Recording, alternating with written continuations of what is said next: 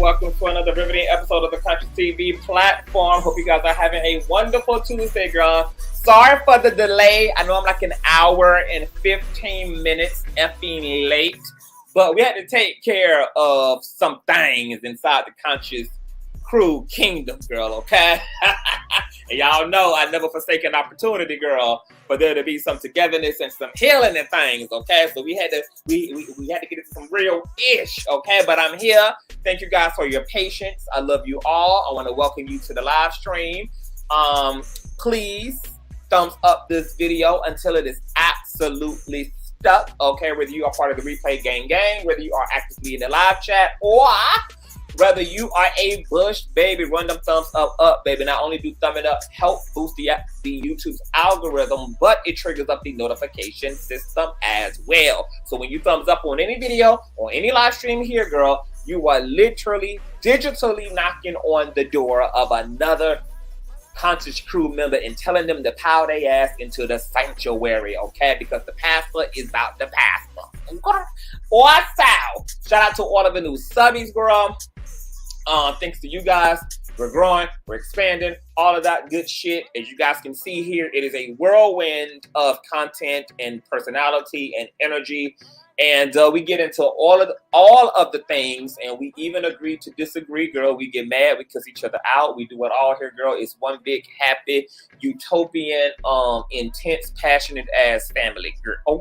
So sometimes you're gonna be mad, sometimes you're gonna be sad, sometimes you're gonna be empowered, you're gonna be inspired. But just know, baby, no matter how you feel, that I love you down. Okay. Also, make sure that you have your notification bell set to all, and please don't hesitate to share the stream out to wherever it is you have digital community, whether that is your Facebook, your YouTube, the dark side of Twitter and Tumblr, or your personal OF. I don't give a damn where you lay the link. Just let them whores know that we're loud, live, and in color. Now, with no further ado, let's go ahead and push the hell on through.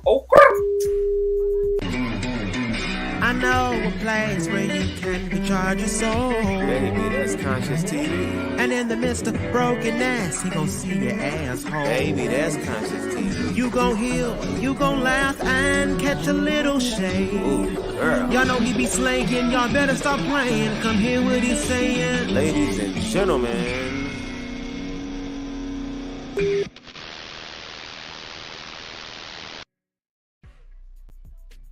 All right, first and foremost, let me thank you to Sister Holly for your PayPal donation. Thank you so much, love. God bless you 10 times fold, Sister Holly. Love you long time. You guys know our email and donation information is in the description box, etc., girl. Also, welcome to everybody in the chat. It is a lot going on. First and foremost, is the background music loud, you guys? Like the looking ass niggas instrumental, girl. Is it overpowering me? Can you guys hear me good, concisely, precisely, and well? Give me your one if I'm overpowering the background music. Okay, it's perfect. Great. All right. Okay. So let's get into y'all favorite wigless sister in Christ, girl, Miss Carlee damn Russell. The big question is a bitch going to jail? Okay? Because Miss Carlee might find herself being a looking ass nigga, looking through the goddamn peephole, looking through the blinds to see if the po-po is ready to pull up and throw her motherfucking ass in the back of a damn paddy wagon. Okay? Now, as a brief little backstory, you all probably know about the abduction that went viral involving a now 26-year-old Alabama woman by the name of Talitha, aka Carlee Russell, who called into 911 July the 13th at 9:30 p.m. after she had just got off work at the spa, stopped by the eatery to get her and her mother some food, then went to Target to get her some Cheez-Its, some sneakers, and something to snack on, and then started making her way home without her wig on, baby. And she called into 911 and claimed that she saw a 3 foot, 4 foot tall, 3-year-old white baby, aka toddler, wandering I-459.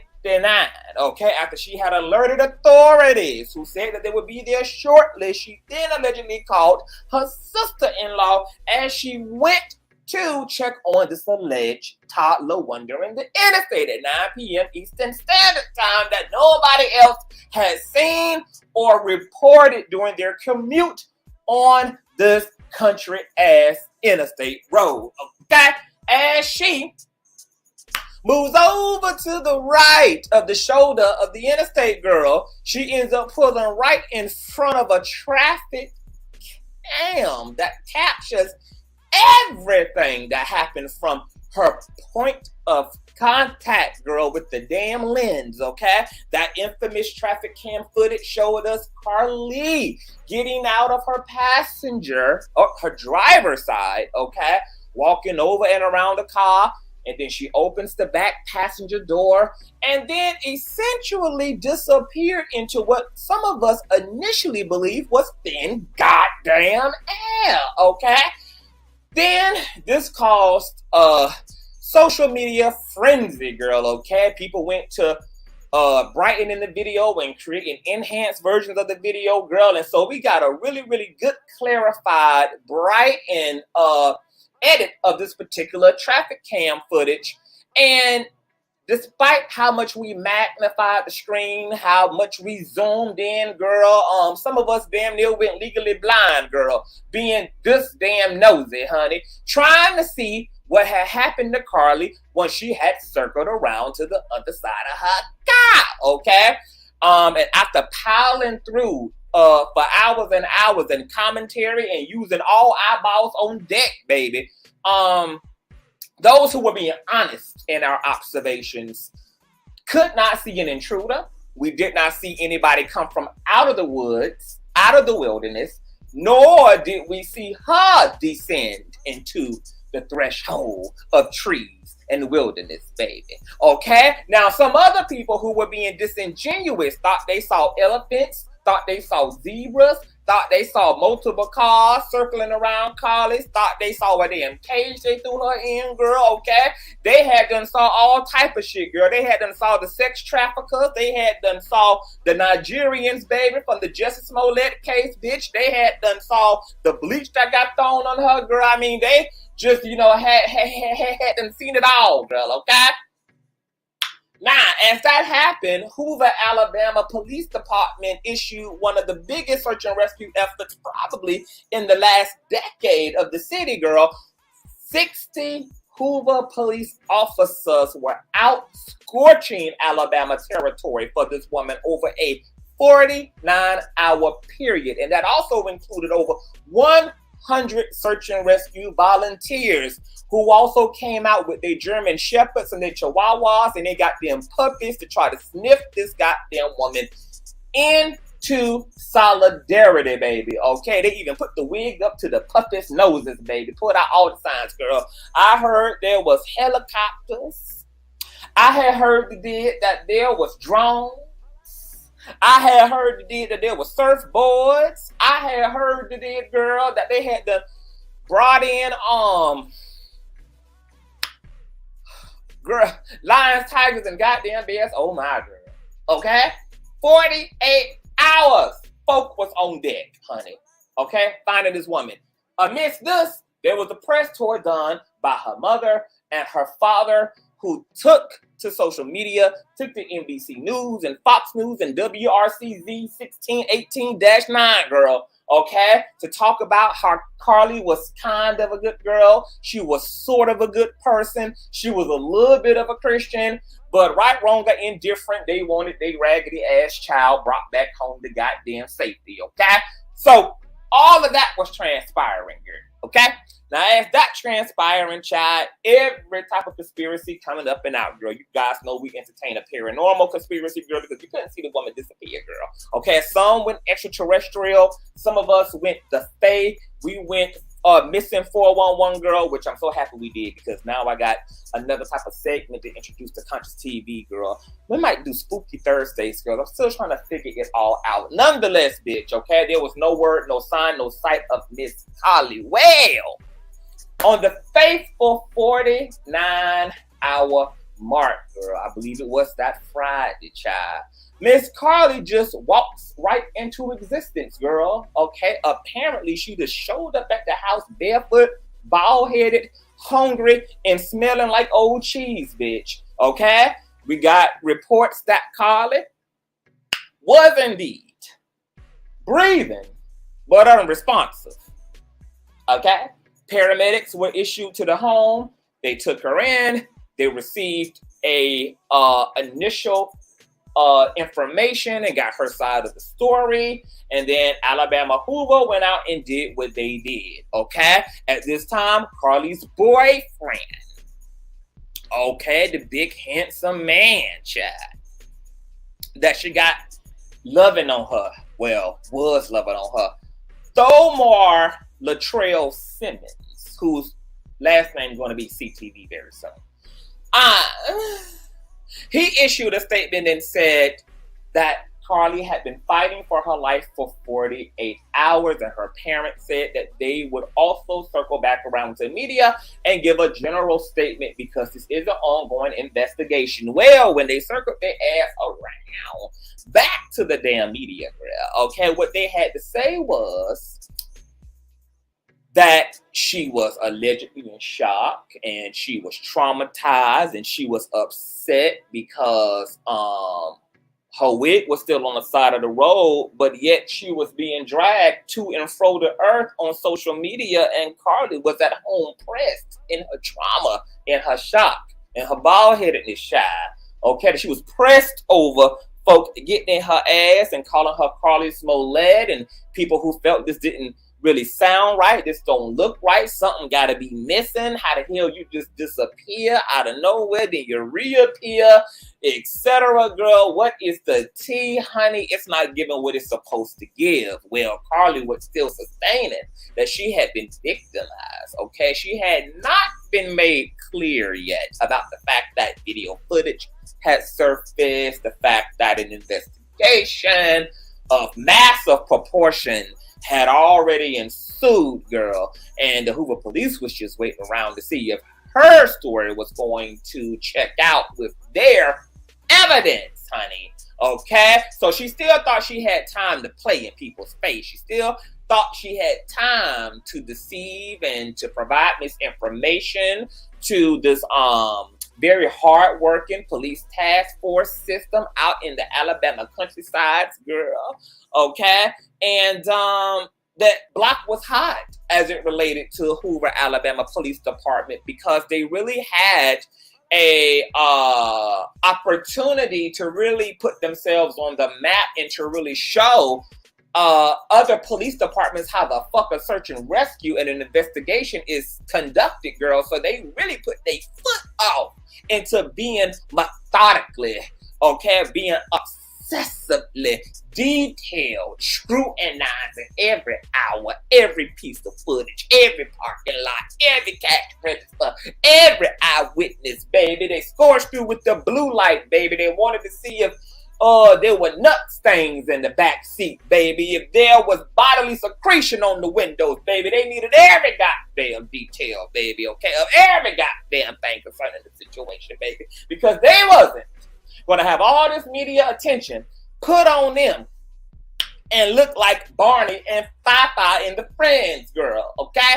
So they get their statement, and then, my God, today, we get one of the most explosive, cringeworthy, absolutely shameful press conferences of 2023. And baby, it made Jussie Smollett look like a genuine victim of mega hat wearing, white supremacist, homophobic ass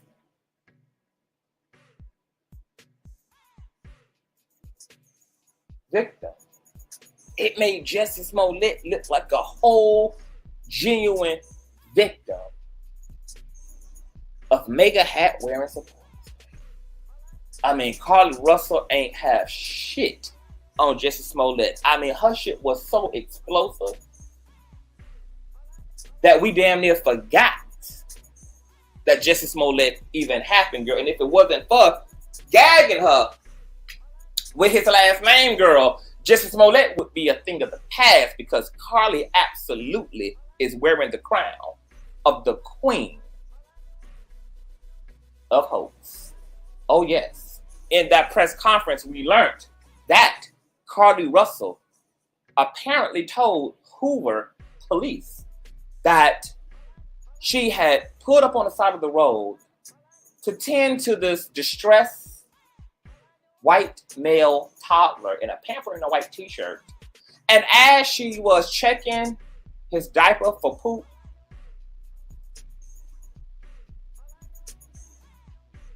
that a bald-headed, orange hair wearing white man came mumbling from out of the wilderness and said, "I'm here to check on the baby too." And then for whatever reason, she doesn't remember anything until he's making her jump over fences. And then she doesn't remember anything again until she's all of a sudden in the back of an 18-wheeler. And she can hear a baby crying, and she can hear a woman's voice who she never sees. And then somehow, not remembering, of course, she would call escaping, but not before being captured, and then put into an SUV, and then driven to a home where she was allegedly stripped naked, and Polaroid pictures of her titties and the back of her neck and her edges and shit were taken. The female companion of the orange hair wearing white man with a big bald spot in the back of his head allegedly played in her hair, gave her donkey braids, girl, put a shit in pigtails. And then, of course, she doesn't remember, because the next thing she remembers is just making an all-out escape for it. And then she happened to magically run in a straight line that led to her neighborhood. How about that? And she tells police that despite being stripped naked and having Polaroid images taken of her, that she doesn't recall being sexually assaulted or being touched or anything of that sort. And Hoover police went to doing what they did, believing a black woman, girl. So they go on the search, baby. They pull motherfucking surveillance from the job. They pull surveillance from the time she exited her job, from the time she clocked out of her job to her stop by the restaurant. They say the food was safely in the back of the vehicle, but Carter had taken the snacks with her. And she said that while she was at the house butt naked, while they were taking Polaroid cameras of her, pictures of her, girl, and feeding her all types of zebra cakes and shit, girl, that she was also fed Cheez-Its. What Hoover police discovered in their facts, as the chief said, I told the parents that we're going to have a press conference. We're going to provide disclosure to the public, and we're going to talk about the facts of the case. This is not about our feelings. This is not about our opinions. This is not about our assumptions. This is not about our beliefs, but the facts of the case. Oh, he was very clear about the facts of the case. And the facts were that Carlee was seen concealed inside of her job before checkout, stuffing away toilet tissue in a road. Then she hot-tailed it on to Target and to the eatery. And in Target, she picked up, guess what? Those Cheez-Its that she alleged that the super Crystal Lake Voorhees maniacs out in the Alabama wilderness had fed her while her titties was hanging out.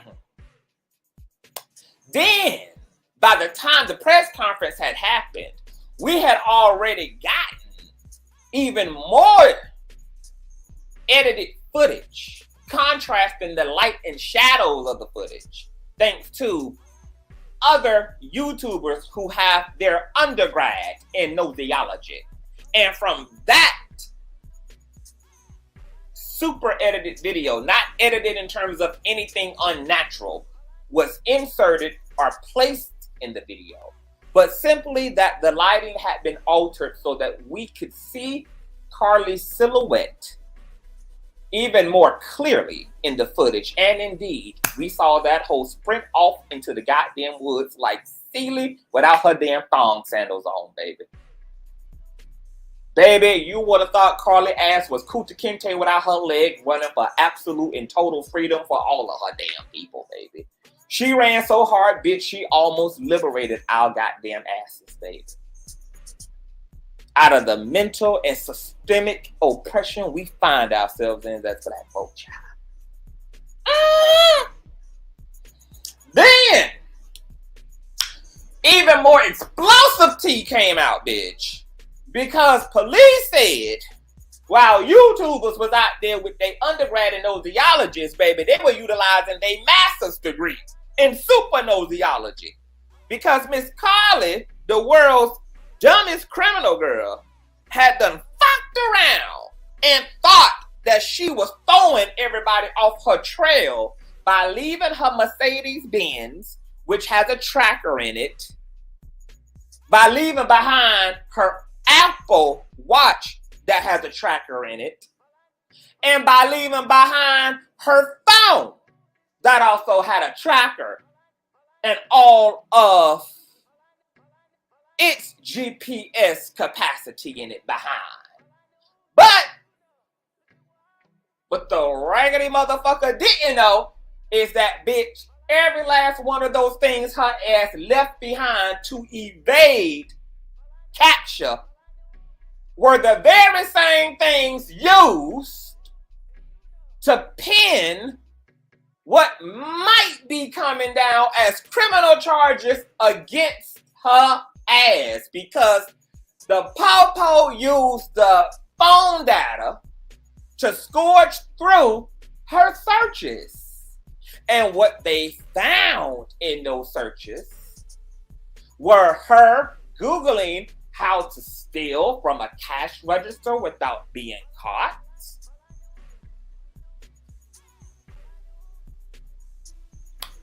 She had allegedly purchased a one-way ticket to Nashville, Tennessee.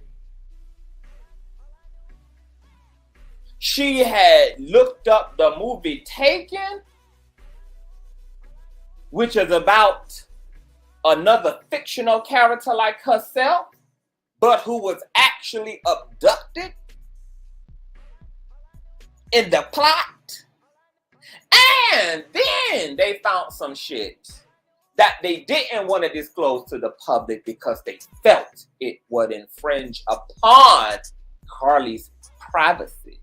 But what the Hoover police told us is that this undisclosed data gave them insight into her frame of mind during the week of her alleged kidnapping.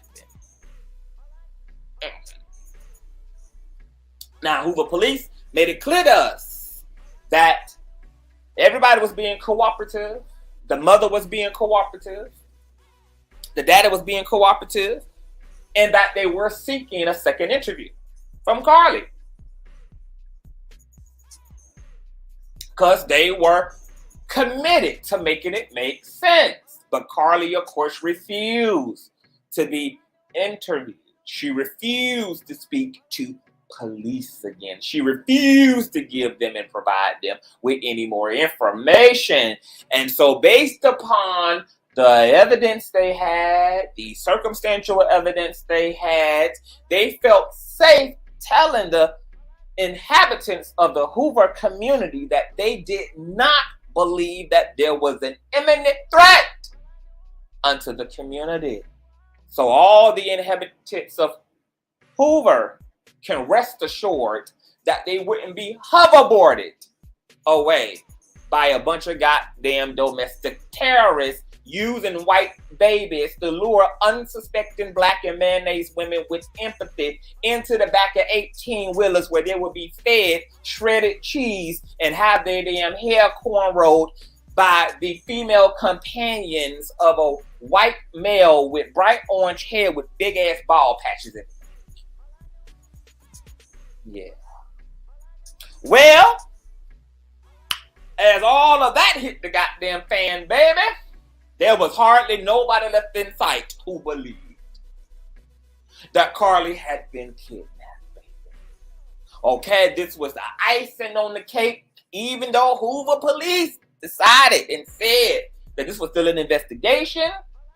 And despite the fact that they can't corroborate a kidnapping, they can't corroborate a abduction, they can't corroborate an alien encounter of the damn third kind, baby. They couldn't corroborate none of it. That they were still going to finish out their investigation and check off everything on their bucket list to understand what happened to Carlee, where the hell she had been at for 49 hours, and if there was any substance to the story that she told investigators. Now shit went up from there, baby, because immediately Carlee's boyfriend, who's now going to be CTV's alleged boyfriend, okay? I'm putting that on my altar. I'm putting that on my December Christmas Santa Claus, you know, things I want to be gifted with before 2023 is out. Yes.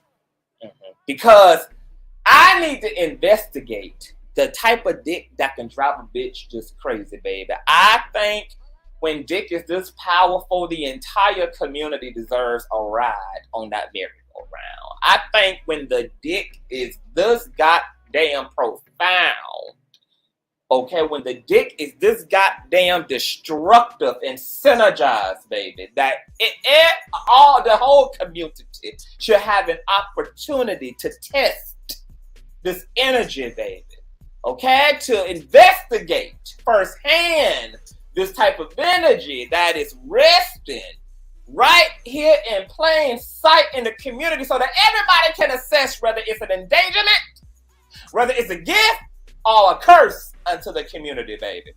Okay, everybody should have the ability and have the right to. Okay? Well, Mr. Thamar Simons deleted his initial post, defending what we then learned was his ex-girlfriend because him and her allegedly had been on the rocks. They had been separated and not together for some time now. Okay? But of course, under the circumstance, he supported her. He aligned with the family to be there in their time of need, his time of need too. This was somebody that he loves. Okay? Well, post went down. And the blogs reported that Carlee's ex-current boyfriend, whatever the hell he is today, had deleted his post. We all could reasonably assume it was out of course, peer embarrassment. I mean, who wouldn't be at this point? the Hoover police then practically exposed all the goddamn churches. Okay?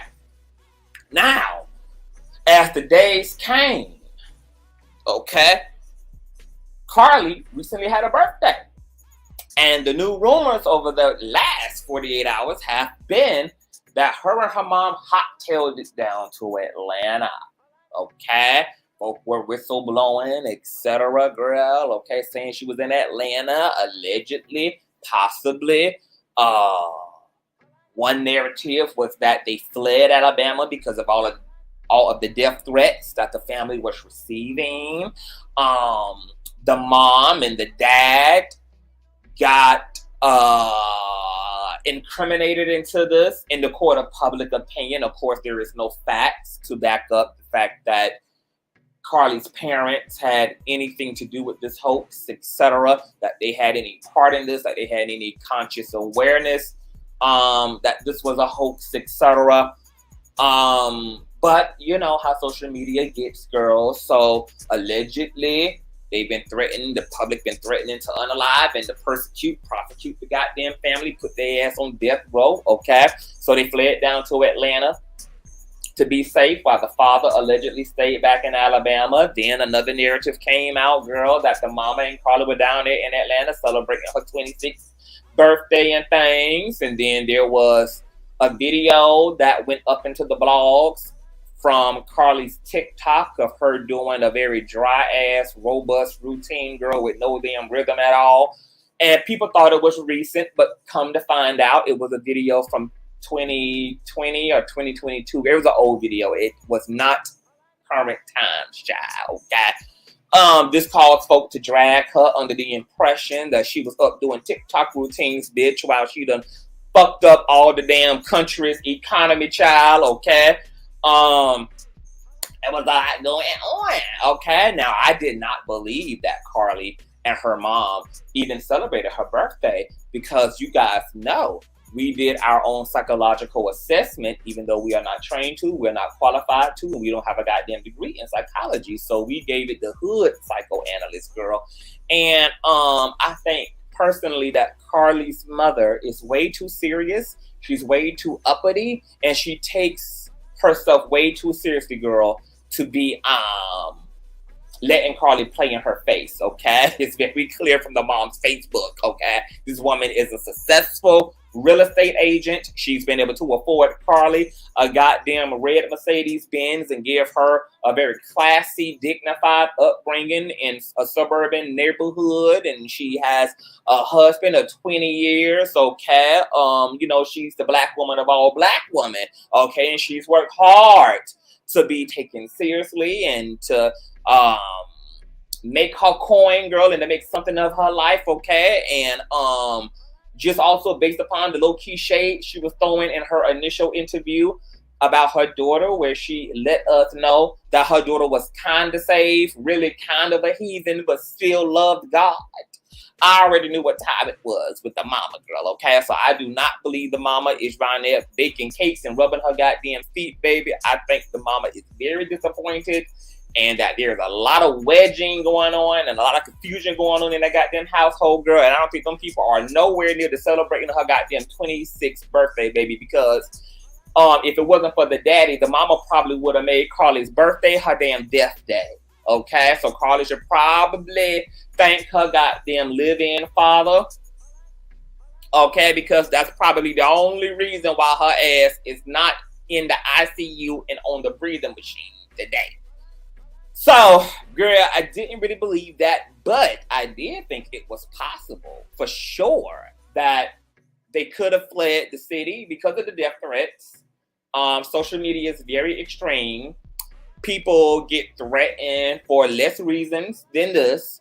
And considering how much of an impact Carlee's hoax had, specifically on the black community, specifically on black women, who largely wanted to see Carlee go to jail and be prisoned because they felt like her actions set the community back. We know that black women are disproportionately represented when it comes to missing persons. Over 800,000 black women in this country go missing each and every single motherfucking year, and their cases are cold, okay? So it was extraordinary, and even inspiring to some to see the level of commitment that was made by Hoover Police Department to find this young Black woman, and then it all ended in sheer humiliation and embarrassment, and other Black women and largely the Black community felt and experienced the secondhand embarrassment as a result of this being one of our people who would do something like this in the face of all that's going around and all that's happening in this country as it relates to race dynamics and politics, girl. Now,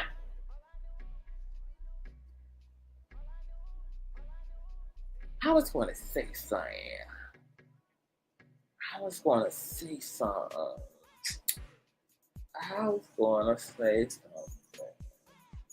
So folk are calling for her to be jailed, her to be under the jail, girl. People are calling for lethal injection. They're calling for the electric chair, girl. And people want to see Carlee held accountable, girl, okay? This is the one Black person that damn near the whole Black community is unanimously agreeing need to be in jail. Even the goddamn abolitionists who don't even believe in damn prison systems, girl, are saying throw that hoe into a facility immediately, child. Okay, so I don't know whether the family had pooched on down to Atlanta, girl, as a hideaway, and they hid away in some goddamn bunker in Georgia, girl, or whether they really have been in Alabama all this time, child. Well, things escalated even damn more because as Hoover Police decided that they were still going to follow through with an investigation, Carlee had them fucked around and spoke to her lawyer, and she gave a official statement. So what we're going to do is pooch on over to the Hoover Police Facebook page, and we're going to listen to yesterday's press conference together, where more explosive tea was revealed. Okay, so yeah. Hey guys, additional 2-minute warning. You guys ready? 2 minutes.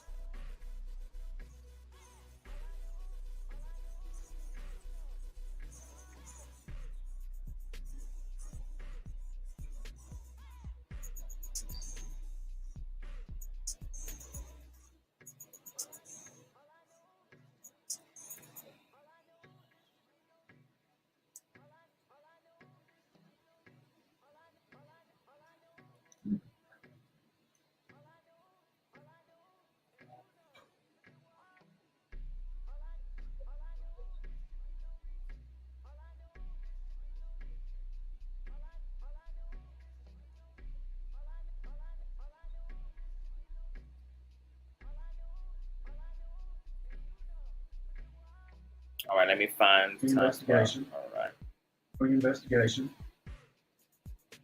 All right, girl, it's coming up, okay? And Lonnie just said her attorney just reported that he expects charges to be brought.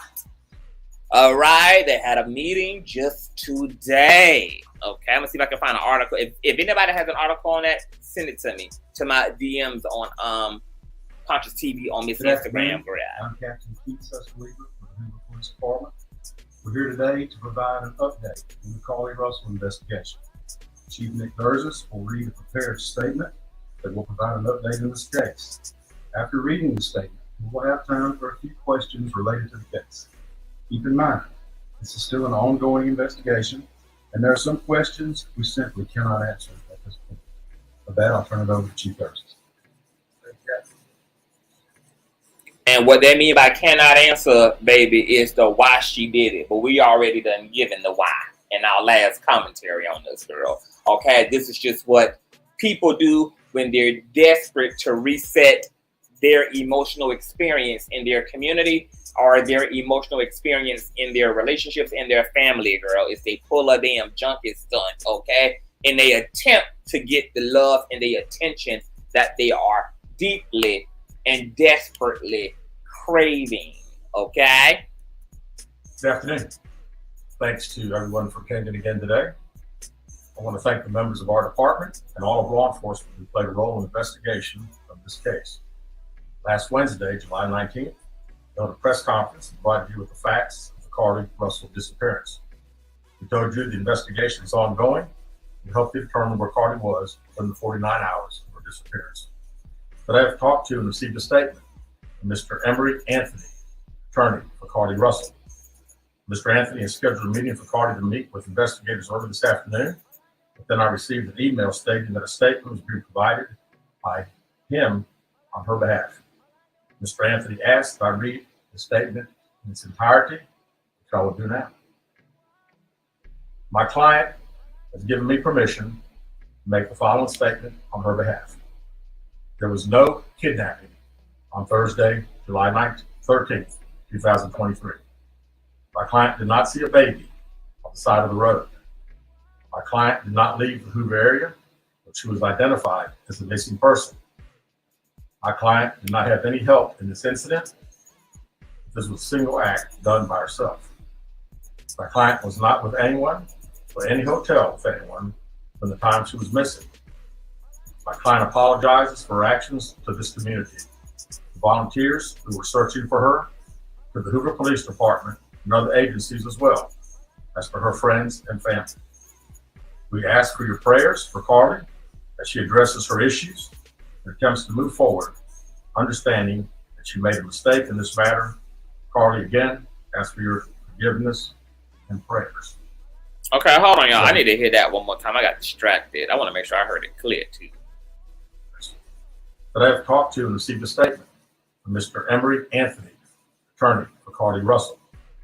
Mr. Anthony has scheduled a meeting for Carlee to meet with investigators early this afternoon, but then I received an email stating that a statement was being provided by him on her behalf. Mr. Anthony asked that I read the statement in its entirety, which I will do now. My client has given me permission to make the following statement on her behalf. There was no kidnapping on Thursday, July 13th, 2023. My client did not see a baby on the side of the road. My client did not leave the Hoover area, but she was identified as a missing person. My client did not have any help in this incident. This was a single act done by herself. My client was not with anyone or any hotel with anyone from the time she was missing. My client apologizes for her actions to this community, the volunteers who were searching for her, to the Hoover. My client did not leave the Hoover area, but she was identified as a missing person. My client did not have any help in this incident. This was a single act done by herself. My client was not with anyone or any hotel with anyone from the time she was missing. My client apologizes for her actions. Okay, so right there, and people can take it or leave it, but Carlee told the truth to her attorney.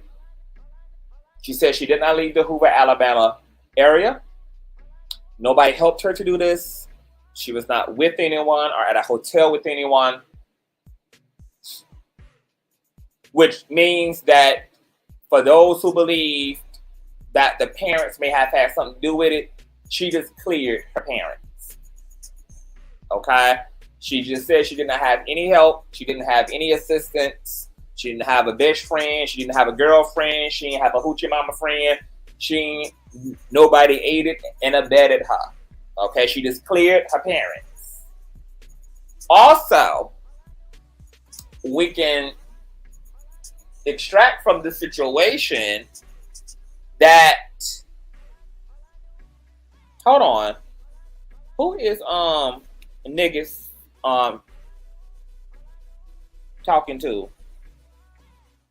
Who I'm gonna need some clarification.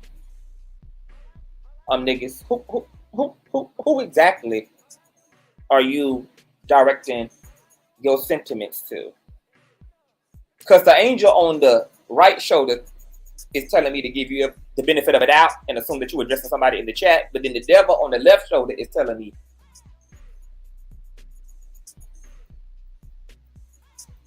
to to gather your brick face ass.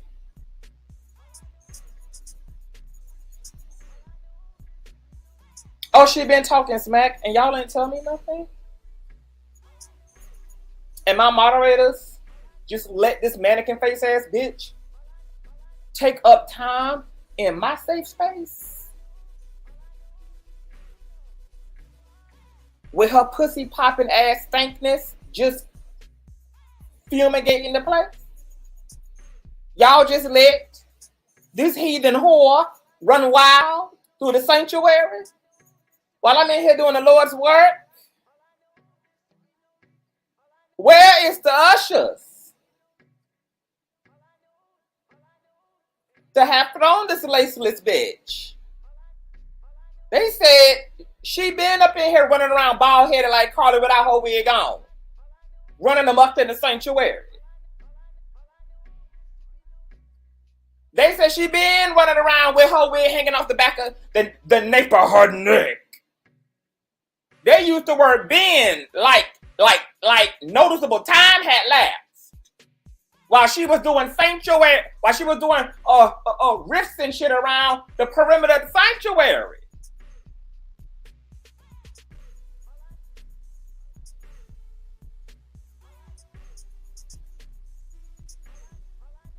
Now niggas need to be figuring out, girl, rather than why black women being talked about, girl, is why they out here staging goddamn hoaxes and embarrassing the whole goddamn community, giving other black people a goddamn reason to be talking about their motherfucking ass.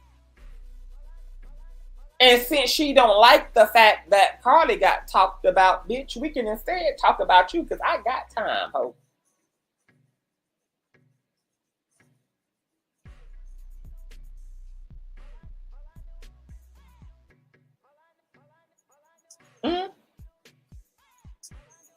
Because what I should have did is drop the link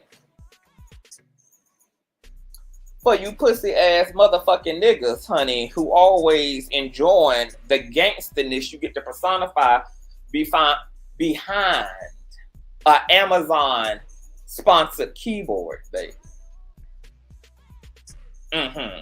Rather than being up in my motherfucking comment section, you ballless bitch, you need to be up underneath Carlee's, baby, and asking her why Hoover police gonna be putting less motherfucking effort into the next melanated 25-year-old ass woman who actually get raptured up, baby, and inducted into the Indonesia sex cult camp because of what she did. What you need to be doing, you lipless whore, is going and inbox her mammy and seeing what the hell went wrong in the parenting that would produce such heathens.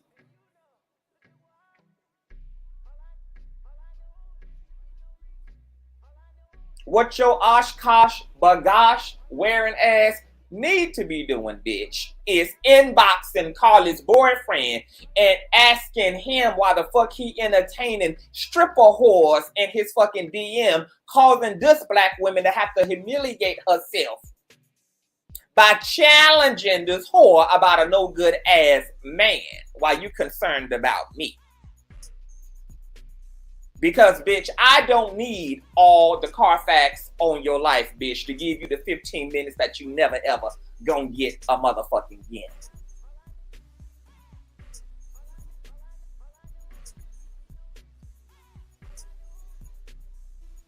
Should we move it along? Okay. Bye, wig. For this community. Volunteers who were searching for her, to the Hoover Police Department and other agencies as well, as for her friends and family. We ask for your prayers for Carlee as she addresses her issues and attempts to move forward, understanding that she made a mistake in this matter. Carlee, again, ask for your forgiveness and prayers. We have a meeting scheduled with Mr. Anthony to further discuss this case. We're currently in discussions Jefferson County District Attorney's Office in Bessemer about possible criminal charges related to this case, and we will announce those charges when and if they are filed.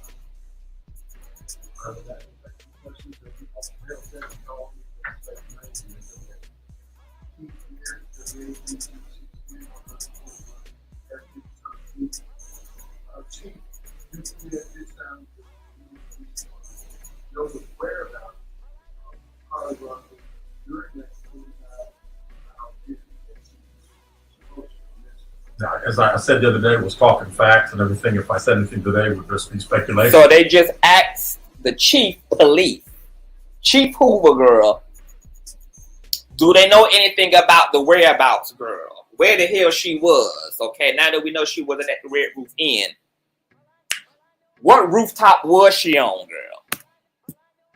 Actual facts, we do not. Okay, he said he do not. Okay, so I'm gonna tell you what my hypothesis is. I think Carlee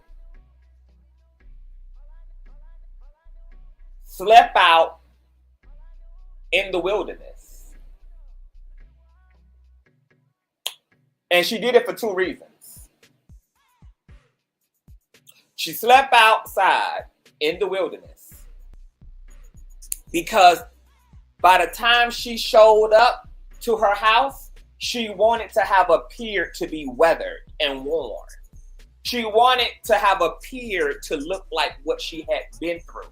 So sitting out there under the honeycomb and running around with bees and goddamn foxes and shit after her ass and moving through thorn bushes and sleeping on pine cones would help her to look a little aged, help her clothes to get torn, look like there was maybe some violence, there was some ruffling, that she had survived something, honey, okay? She wanted to look beat up. And this, to me, is confirmed by the fact that before she ultimately pulled up on the right side shoulder of I-459, she made sure to go get her some dinner and some damn snacks. A woman who would have been at a hotel would have did that. She had already got her dinner.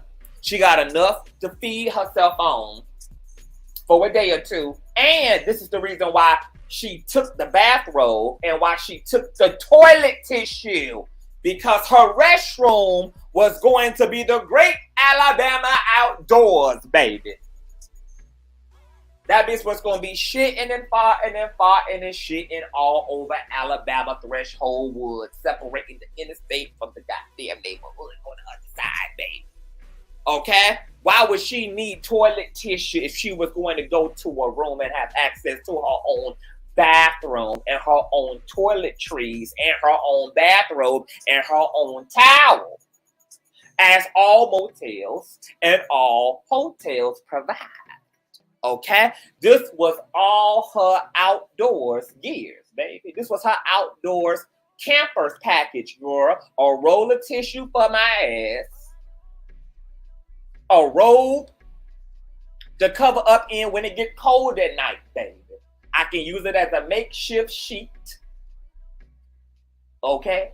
Just something light, something that ain't heavy, something I can tote around and move around, something I can wrap around my waist, etc., and cover up with at night when it get a little chilly. A little chilly willy illy, girl. And I got my cheesy that I can tell the Hoover police a bald-headed, orange-haired, fat white man fed to me. In a cabin on Crystal Lake.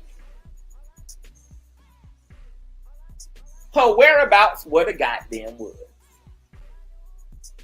That's why she got her snacks and she got her tissue, baby. Because she can make a toilet out of any tree stump, baby. She just needed the toilet, baby. She can't wipe her ass with tree bark. Okay? Moving along.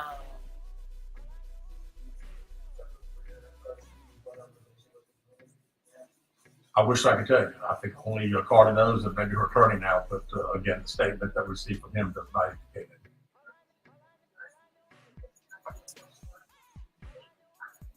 No, that would strictly be up to the district attorney's office.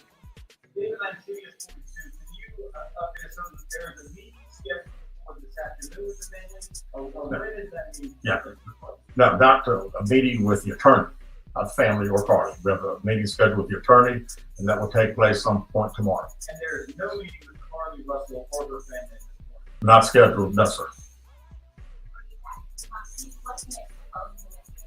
Well, again, we want to talk to Mr. Anthony tomorrow and see if he has any more to discuss about the case.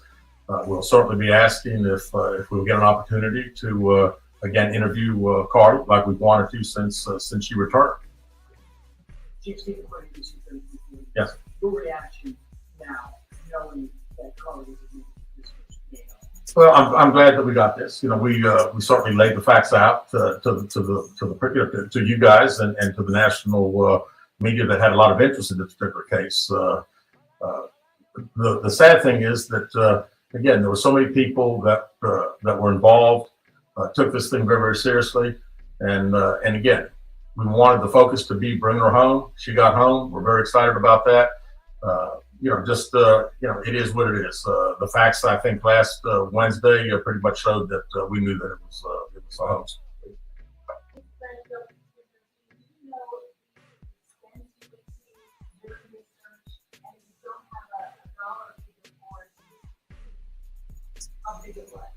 Well, it was all hands on deck, and we don't have. I got a feeling that I've been getting the feeling that Hoover police, they don't want to press charges. I think they feel sorry for the parents, and the situation is so embarrassing that it almost counts as time served. I don't get the energy from him that he's interested in the thought and idea of Carlee having charges pressed against her. I don't think he'll fight against. I think he'll fight against it, but I don't get the feeling that that's what he wants. And yeah, I figure yet, but we're certainly working towards getting one. And not only ours, but there'll be other agencies that had a lot of support that they gave us and had monetary expenses themselves. Now somebody said, now Neo said they think she crazy, and that's exactly what the fuck I classify myself as to curb these damn pending charges is have the state deem me as mentally incompetent, baby. Okay, so I can sit my ass home and collect the disability check and have my mama be my handler, girl, because they would not be putting my black ass in jail, baby. So the next best thing for Carlee to do is to work on her mentally insane argument. And if I was her, what I would do is wait the next few days to go by, baby, and then I would go live. But not before I put peanut butter in the back of my drawers. And I would just turn on my live stream and I would stand there in my two-piece bikini. And I just look with tethered hair, no makeup on, one eyelash leaning over to the left. And then I reach right in the back of my ass and take that peanut butter and put it right in my mouth and give the public impression, baby, that I done lost my goddamn mind. Okay? And then have my high-powered black ass attorney, baby, to push that this woman is clearly not well. Yo, her mental health is documented, baby. The woman said, I sat out in the woods for 2 days. I eat Cheez-Its, bitch, in a damn spa robe and used half a roll of toilet tissue. And then did number 2 in my drawers and enjoyed it on live stream in my mouth. I rest my case. Okay? Now, the second best thing Carlee could do to evade charges, bitch, is call Lil' Kim and find out who her damn surgeon is. Because the only way for her to have any sense of normalcy if she continues to walk the earth, girl, is she's going to have to bleach it down and she's going to have to re-coordinate, girl, her whole entire damn facial structure, girl. Which we know through Lil' Kim can be done. Okay, so I will be on the next call, bitch. I get my high-powered ass attorney girl to get in contact with little Kim people, baby. Transfer some information, girl, and I'll be on that goddamn surgery table, bitch, and y'all wouldn't be able to recognize my black ass out here. Nope. Be a whole new bitch, baby. Whole new area code, whole new, baby. They have to give that face a whole new damn social security number, bitch. Carlee who? Carlee what? Carlee Red? Maybe.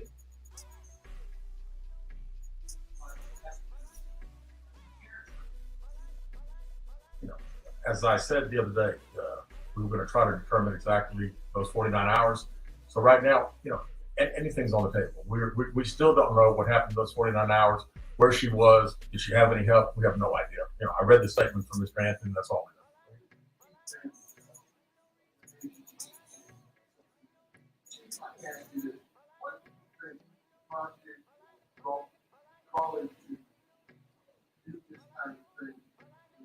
Okay, they're asking for motive. What provoked her? What made her do this? We already know, baby. It's the reason why. You know, not that I'm aware of. I mean, it's the reason why anybody does anything outrageous. Outrageous behavior is motivated by one single phenomenon, and it's desperation. It don't matter what the outrageous act is. The outrageous act is motivated by one thing and one thing only. Desperation. And y'all already know, girl, we psychoanalyzed her Facebook posts, the captions involving images with her mom, etc., girl. And it was clear to me, girl, that she is a woman after her mother's own heart, and that her mother hasn't been too pleased with her, and maybe rightfully so. Maybe Carlee is an idiot. Maybe she is just really blonde-haired and blue-eyed. She's a bimbo. In that picture that I showed you all, she was praising her mama for putting up with her despite all the bullshit she get into, and you know how she don't know how her mama do it, and that she confessed that she doesn't take her mama's advice, okay? And she thanked her mama for just watching her be a dumbass and loving her anyway, and watching her be a dumbass and giving her chance after chance after chance after chance after chance. Okay, it's a reason probably why the 25-year-old was living with her mama. Okay, she probably was out there, maybe being reckless out there on her own, blowing her money, couldn't pay her rent. You know, she had to move back home, do the walk of shame. Mama said, bitch, you gonna be up in here, you gonna work, and you gonna go to school. Because I'm a working bitch, and you gonna be a working bitch, and you a grown bitch. So we gonna do this bitch, okay? And it was rumored that Carlee had dropped out of nursing school, maybe because it wasn't what she wanted to do, but she was trying to make her mama proud. She was trying to do something noble. She was trying to do something that had prestige and honor behind it, okay? And something that was financially sustainable and prosperous. You know, nurses make a lot of good money, okay? She had to level up because her mama is a corporate woman. So, you know, she had to be also in the corporate health field, the medical field, etc. All right, trying to compete, trying to compare. Maybe she cracked under the pressure, okay? So it seemed like there is some mommy issues. I get the sense that the mama really loves her daughter. But like I said before in the previous commentary, girl, corporate mothers, left-brain mothers, are oftentimes, they show up in more of their masculine energy, which unfortunately tends to make them more emotionally unavailable. They're intellectually available. They're materially available, but they are emotionally detached. And that's really the one thing that most adult children are after, or even young children. Children, and adult children. Adult children, what an oxymoron, right? But that's what Carlee was, an adult child. Okay, I don't think she ever had her mama's heart. I don't think her mama even knew her daughter didn't have her heart, because most emotionally unavailable people don't even know that they're emotionally unavailable. They just are doing them. They're just existing in this kind of detached way. They oftentimes don't even know that there's an impact of that detachment in their marriage, in their relationships, in their whatever. So then you couple some mommy issues with the fact that she got some man issues. She got a man that she loved that she ain't with for whatever reason. Okay. But she love him. She want to be with him. Maybe he icy cold, girl. He ain't feeling it. He don't want to be committed right now. Okay. Maybe he's seeing other girls, you know. Word on the curb is, girl. Word on the curb, girl. Okay. And then that is compounded with the fact that, girl, you doing shit you don't enjoy. You working at a spa, rubbing other people's stinking ass feet and rubbing their old ass bones. And then you a nurse, girl, when you really are a thought and you want to be able to have hot girl summers, girl. You really might want to be in a strip club, girl. You might want to be a part of Jocelyn's cabaret, bitch. Like, but you here wearing a full uniform, being a damn adult instead of popping that puss, girl, getting to the bag, bitch. Girl, that's a misery that'll cause anybody ass to damn throw a damn hoax, baby. It's time for the great reset in this bitch, baby. Something, y'all ever heard the old saying, girl, something gonna have to motherfucking give, baby? That's where Miss Carlee defaulted, baby. Something had to give, baby. That bitch wanted the great reset on her reality, girl.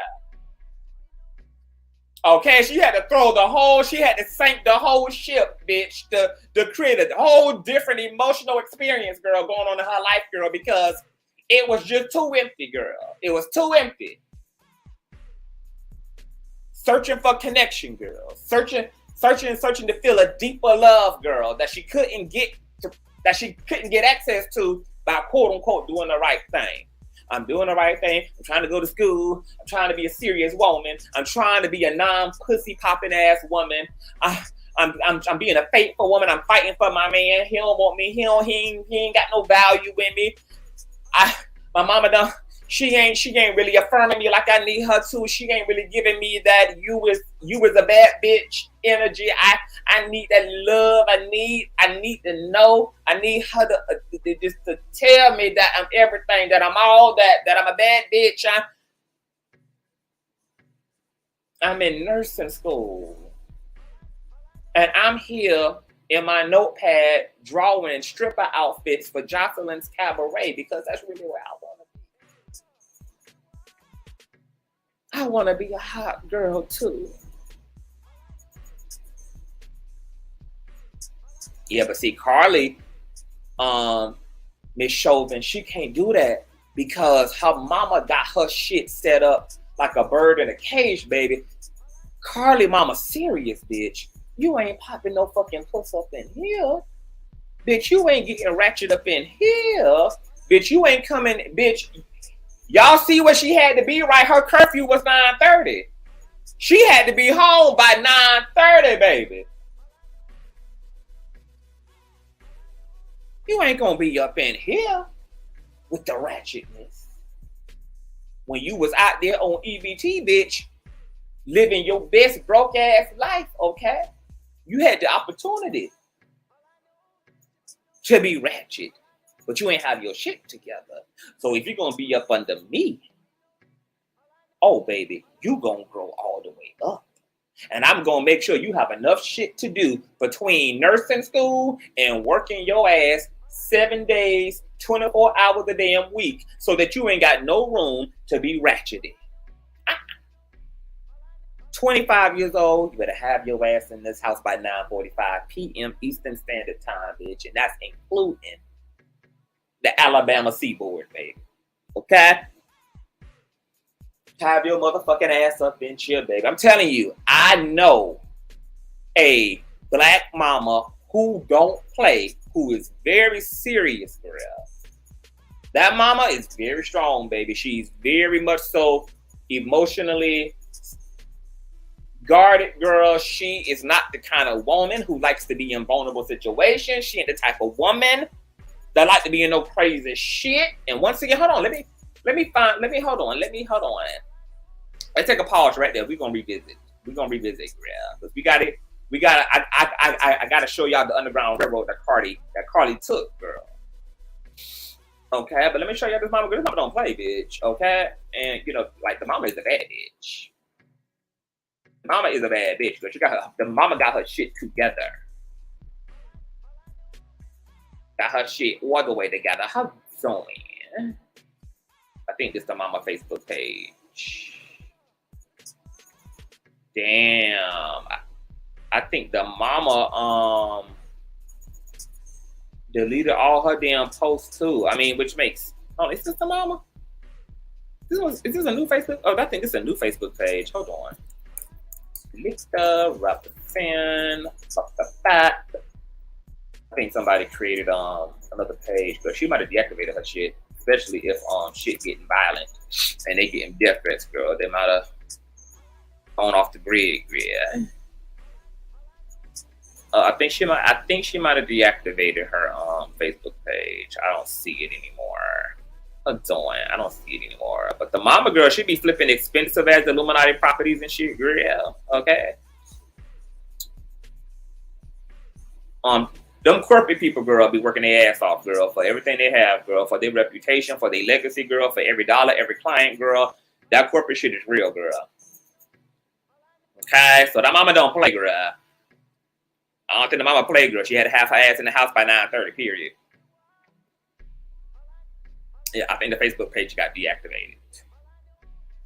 But, oh yeah, because I didn't get to see what the daddy had got into. I never got a chance to see his social medias and things, but I did get to see the mama page. I know she in that real estate world getting to her bottom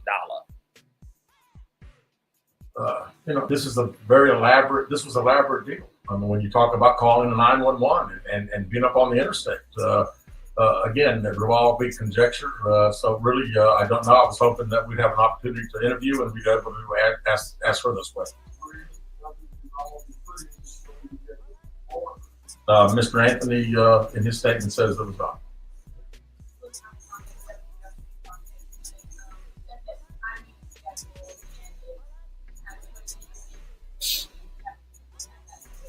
No, they did not.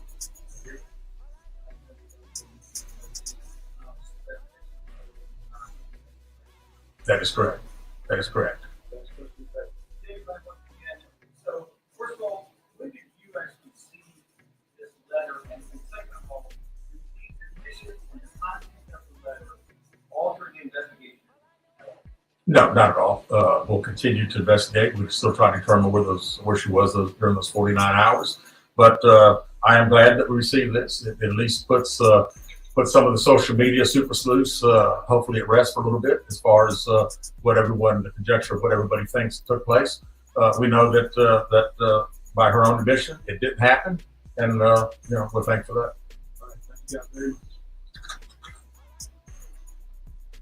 much. Oh, that's it, child. So that's the old nasty piece of press conference, girl. So I'm sure Hoover police feel relieved, girl, because there's really nothing else to investigate, girl. Okay, she done said ain't shit happened, child. So now, I guess the rest of the investigation meaning, girl, that they still trying to figure out exactly where the hell she was, girl. They want every smoking detail, bitch. Where were you hiding away at? Outside. Okay, she had a half a roll of toilet tissue. And she did get fired from her job. Yes, she did. Okay. Now, they say, charges, can potentially come up. Charges could be pressed, could not, etc. As all of this is going on, the boyfriend released a statement. This was 21 hours ago. And he wrote this. Okay. My soon to be. Carlee's actions created hurt, confusion, and dishonesty. I was made aware of the false narrative after coming to the defense of my ex, Carlee Russell. Myself and my family's nature was to react in love and genuine concern. We are disgusted from the outcome of this entire situation. I strongly feel exactly like you all, blindsided with Carlee's actions. This is still an ongoing investigation, but with all of the recent information and her confession, now we gain closure with the situation. Thank you all to my family, friends, and the nation for support through this. I want to also send my prayers and thanks to Miss Angela Haley. Okay, she is the woman who spearheaded a big chunk of the publicity and the rescue efforts alongside Hoover Police for Carlee. She is a woman who lost her own daughter, okay, who was abducted and unalived. Okay, so she took the situation very personally. This was close to home for her. She could relate and identify with the fear and the anxiety of the situation that Carlee's mother and father found themselves in, under the guise that their daughter had been abducted and there might be a possibility for a very fatal and diabolical ending. She too must be deeply embarrassed. And this all the more reason why I want this man to be, why I want this man here to be my boyfriend. Because he had the empathy to also think about Miss Angela Haley. He ain't just think about himself. He ain't be selfish and just make this experience about him. He got the emotional intelligence to understand the gravity of Carlee's actions and those who it impacted and all the other people who must feel embarrassed as a result.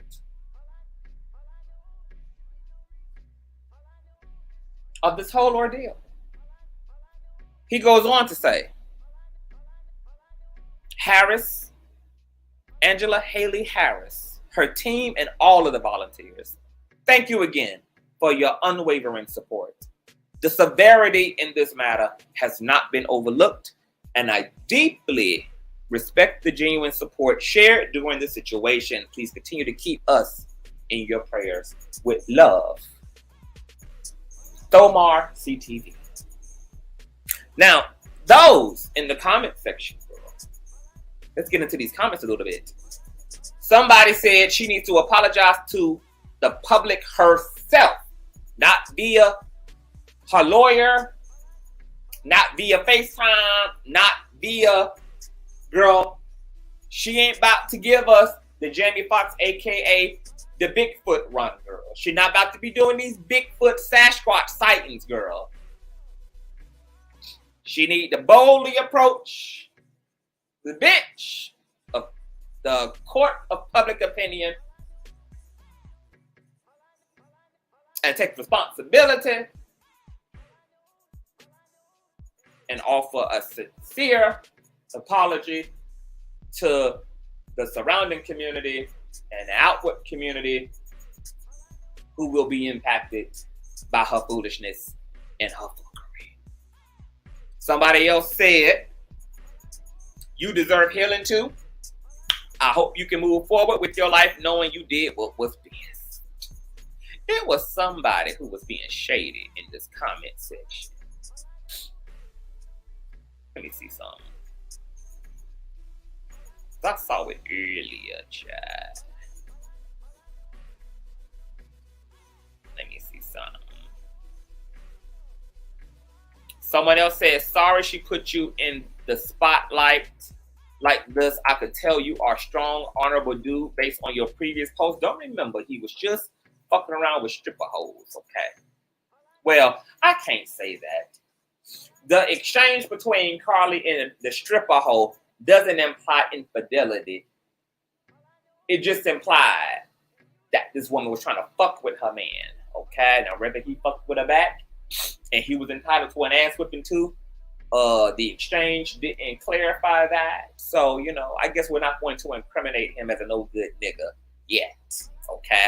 Carlee was just getting them hoes up off her man, okay? Someone else said, call me. You left your bag on my bag. Okay, now see, I'm gonna have to send this bitch a death threat later. Because see, me and Miss Bai Nara, who got this whole energy, fucking with my man while he compromised and vulnerable, trying to step in on my opportunity, bitch, to be the next Russell in his goddamn life, girl. I'm gonna have to put a death threat in this bitch inbox.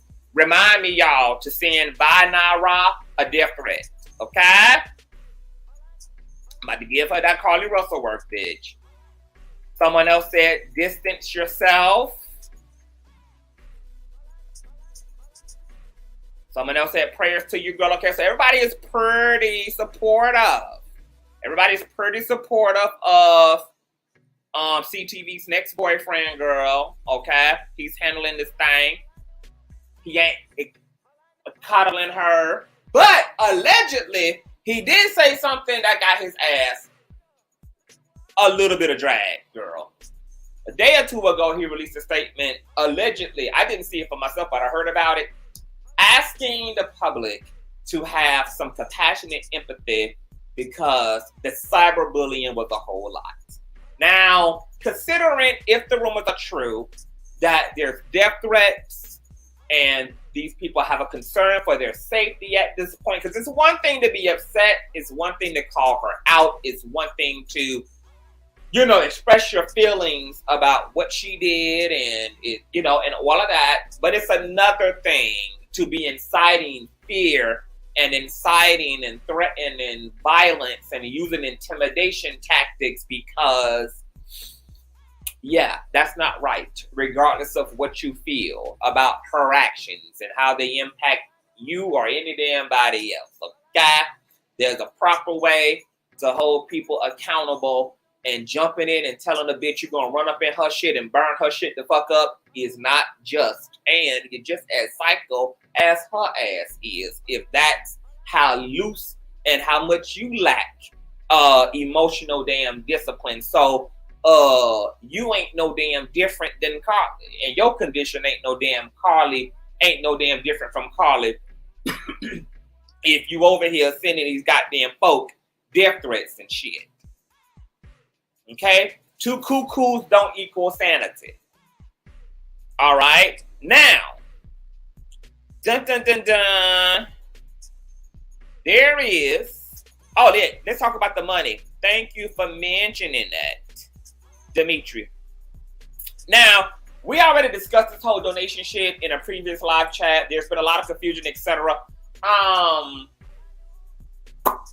Now, Carlee's mother released a statement saying that no money was ever personally sent to her, etc. She don't have anything to do with that. Anybody who donated, wherever the fuck they donated to, need to take that up with those agencies, etc. All right. Also, there was an initial statement from, I don't know who it was. It was from something girl, but they were initially going to refund money. But then I also heard a statement from the police department saying that, well, they can't refund the money because, okay, so there was a lot of different areas donations were going in. Some people were personally trying to send personal donations and cash apps to them. If you did that, you are shit out of luck, period. Ain't nobody asked your ass to cash app, Carlee's cash app, or the cash app, her mama's cash app, or to directly contribute. Now, if you donated to Crime Stoppers or whatever else the case may be, the police said, as far as the money they received, that money still had to be used because this is an investigation. Regardless of Carlee's hoax, helicopters, drones, police worked overtime, all type of resources were pulled to search this woman. So the money still went toward the search and rescue efforts that needed to be had, because the police didn't have only but one job to do, which was to treat this like any other genuine missing persons case. So your money was still well spent. Everybody got duped in the situation, including police who worked their asses off in 150,000 degree weather, etc., who worked overtime and didn't come home to their children and their wives, volunteers who needed food and snacks and pancakes and shit, setting up tent and camp and needing gas vouchers and all type of shit to zip line it to and fro, search sites, rescue sites, etc., girl. So, count it as a blessing, girl. Y'all sold more into the goddamn church that ain't raised you from the dead yet. So, at least your money actually went into something tangible, girl. Okay, so just probably gotta take that L. Yeah, I heard about the private donor, Miss Gibson. There was a private donor who donated $25,000. Then there was another private donor who donated $5,000. I was listening to a news report of how much money possibly went into this, and the guesstimation was at least in the 1 million, because it's $1,000 an hour just to utilize a helicopter. From the time a helicopter and a pilot gets behind the goddamn wheel and goes into the sky, $1,000 an hour just on a helicopter alone. And these folks pulled out the stunt. Now remember, when the submersible Titan had descended down to Bikini Bottom for a Krabby Patty and imploded, bitch, that search and rescue effort went on for 13, 14, 17 hours, girl. That costed the U.S. $10 million. 10 million. 10 million big bucks to find those 5 mayonnaise folk in the hot tub, girl. 10 million. So God only knows, girl, how much it ran. Alabama, how much it ran the community, girl, how much it ran state, city, etc. Child, it's probably deep. Okay? Something like this is not cheap. Somebody else has said so. Oh, this is what I want to say too. I do feel like Hoover police are sincere. I think they did a great job. They clearly made a very, very, very strong effort to find Carlee. But it's hard as a Black American for me to believe in the virtue of police officers and police departments, especially when they are predominantly white-based and in the rural countryside. It's hard for me to believe in the inherent compassion and integrity.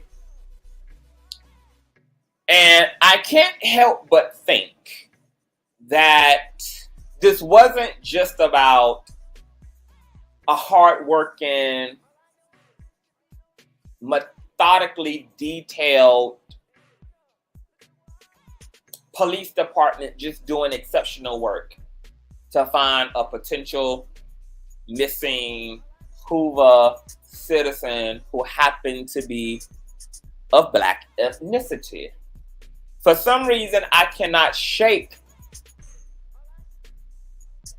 the thought that it can be argued that they pulled out all the stops for Carlee, not necessarily for her, but under the guise that there was a distressed white male 3-year-old who was wandering the interstate, who was being used by these abductors, and who was caught up in the middle of this kidnapping spree. I can't help but think that that white baby was the thing that single-handedly escalated the police department and the U.S. government and the FBI to pull out all the stops. I mean, the FBI got involved in this and got involved immediately. And you guys remember when we reviewed the 911 audio call between the dispatcher and Carlee, when the dispatcher asked her, what's the ethnicity of the child? You literally heard Carlee take a quick pause.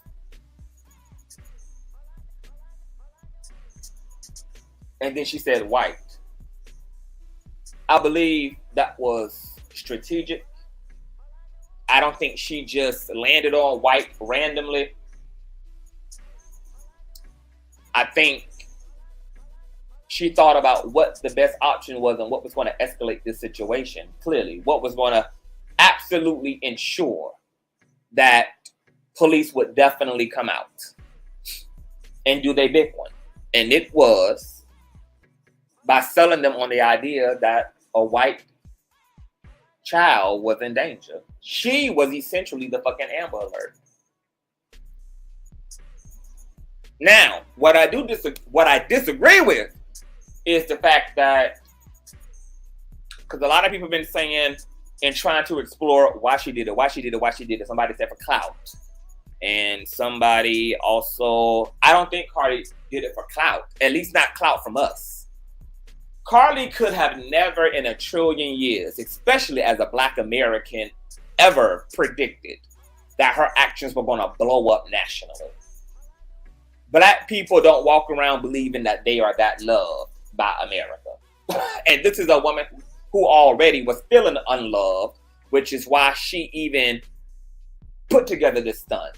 This stunt was to get a love reaction from her immediate community, from her family.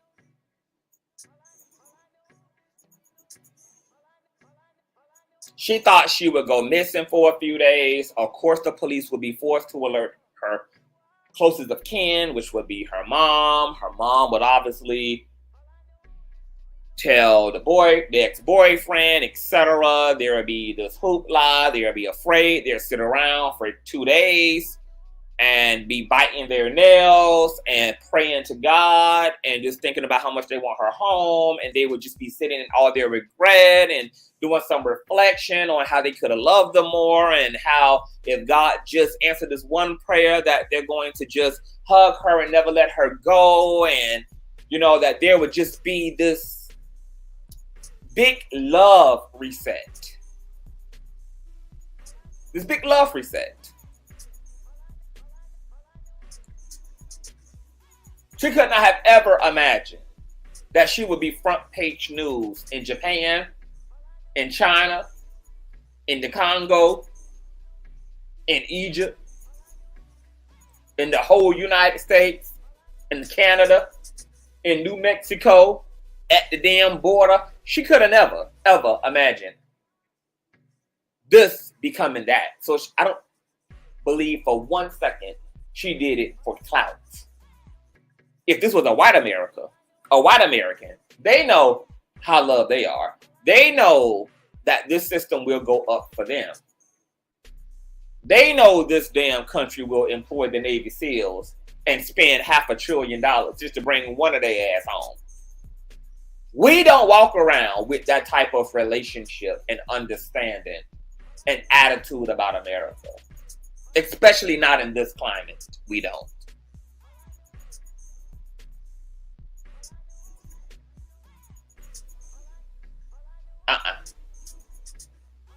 But what she was trying to do is appeal to her family.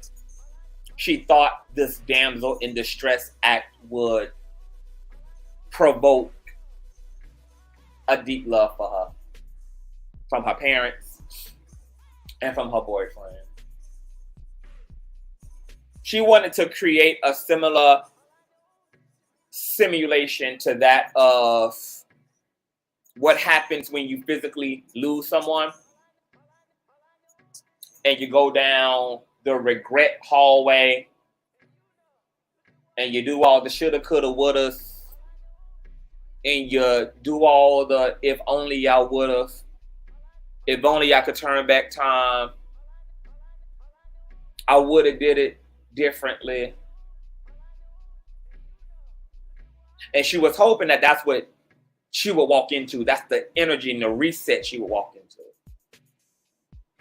That her boyfriend would realize how much, her ex would realize how much he doesn't want to be her ex. That she's the love of his life. And he's never going to let her go again. And he's going to protect her forever because he never wants to feel that fear and that terror ever again that he felt. when she was allegedly out there and abducted, and could have never been seen or heard from again.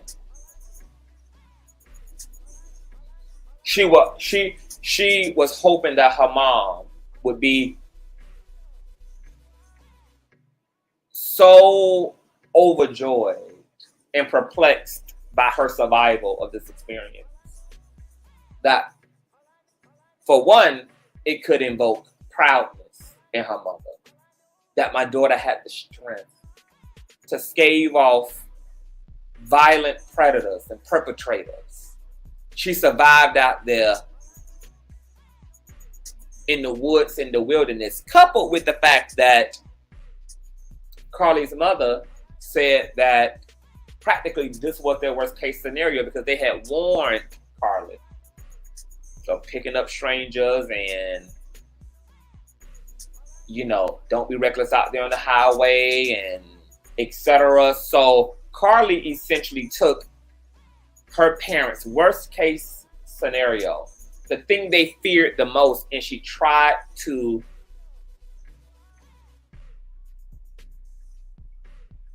simulate that in order to reap the emotional component of this terrifying ordeal. I mean, this was absolutely an act inspired by desperation, and she already had the information from the people she loved about what they feared the most concerning her.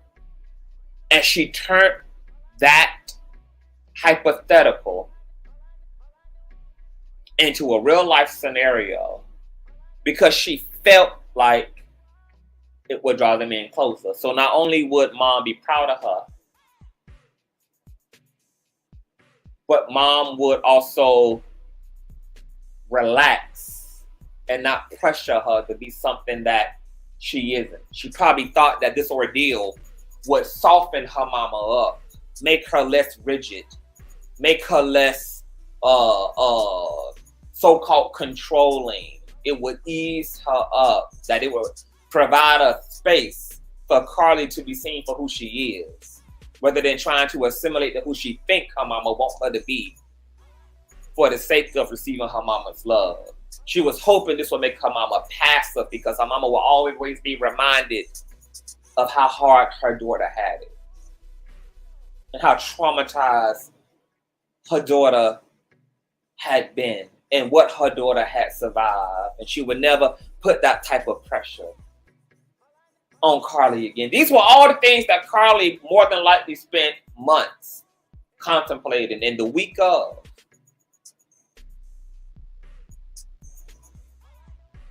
These were the things that she was looking forward to. And she was convinced, obviously, that it would work because she actually committed to doing it. This didn't just sit around in a journal. This wasn't just something she said to a friend but never executed on. She obviously thought there was a great potential for this damsel in distress scenario to work. And she was so desperate for the love of her parents. And it's a love she might already be receiving, but she's not receiving it in the way that she can benefit from, because everybody has a different love language. Your partner can love you, but they love you in their way, according to their love style. You may be somebody whose love language is quality time, and your partner loved you deeply and wants to be with you, but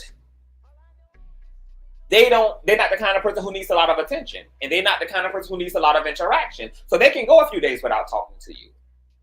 They can go out into the world and carry on about their priorities without fear that the relationship is falling away, etc. You may actually be loved, but if they don't love you according to your love language, you may not be able to recognize the love. And some people, when they're not strong people, and they are deprived and they feel love starved, They do desperate shit. And this ain't the most desperate act in history. Women have unalived themselves over men. I don't know if you guys heard about that story.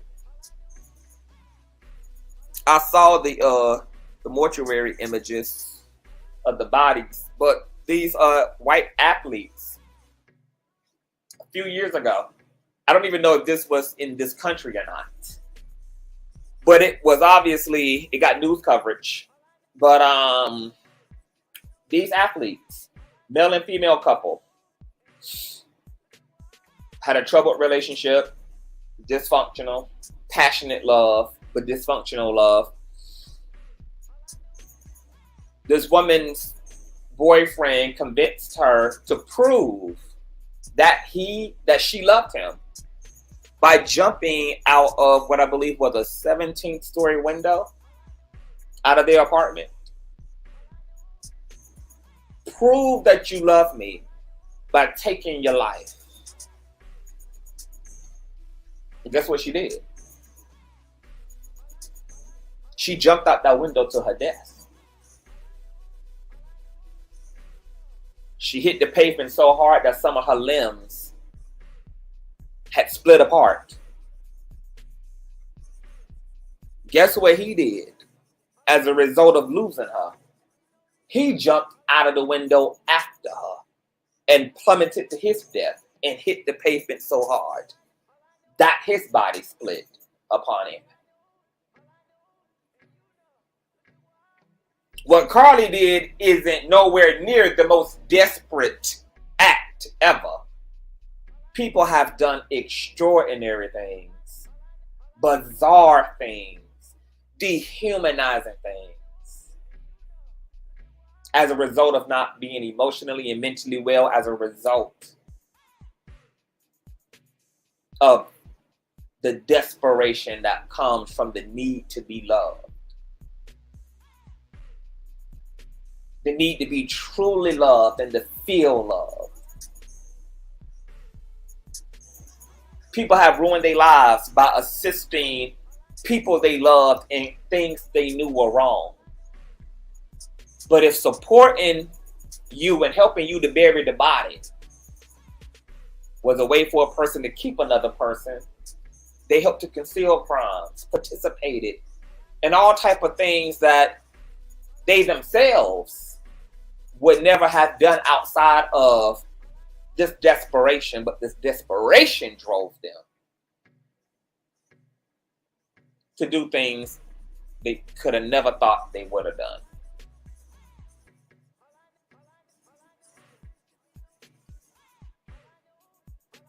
In the court of law, they call it crimes of passion. People have done all type of fucked up shit and acts of desperation. Carlee, for whatever reason, was a woman who did not feel love, and she was in desperate need for it.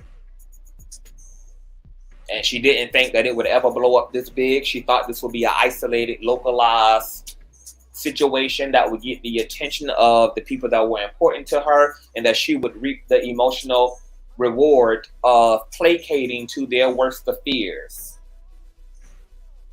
which is deeply manipulative. It's cruel as hell, but more than likely wasn't brought about with the intent to harm the people that she loved. But this is the end result of being dishonest with the people that you love. And this is the end result of not having the character and the strength to cope with loss and to cope with things not happening the way that you desire, and not being able to hold yourself together and walk away with dignity. I wish Carlee would have been strong enough to just break down in front of her mother and in front of her parents and to say, I know y'all love me, but I do not feel it. I am not happy.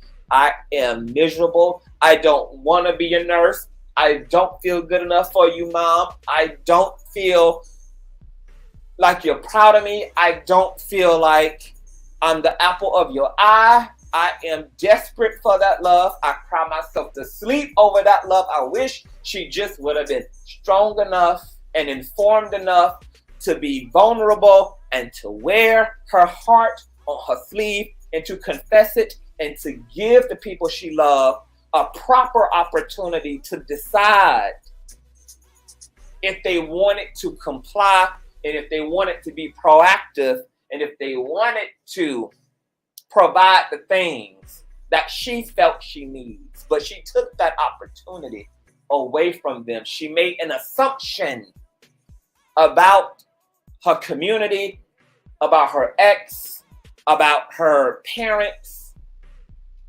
and she chose for them because she assumed and decided that they would not willfully give her this love. So she had to manufacture circumstances that could provoke the love that she is so desperate for. So as a result, it's possible that now her being well-intended, but nonetheless having destructive impact, because it's intent versus impact. You can be well-intended, but the scriptures tell us that the road to hell was paved with good intentions. Very well-meaning people have executed on things that had very fucked up outcomes, despite being well-intended. A drunk driver coming home from the bar loses control of a car, hits another vehicle, unalives a family of 4. Didn't mean to hurt anybody. The goal wasn't to get drunk and get wasted and then drive myself home and then to unalive 4 people. Nonetheless, that's what the hell happened. Intent versus impact. Didn't intend. But now her family has been shamed.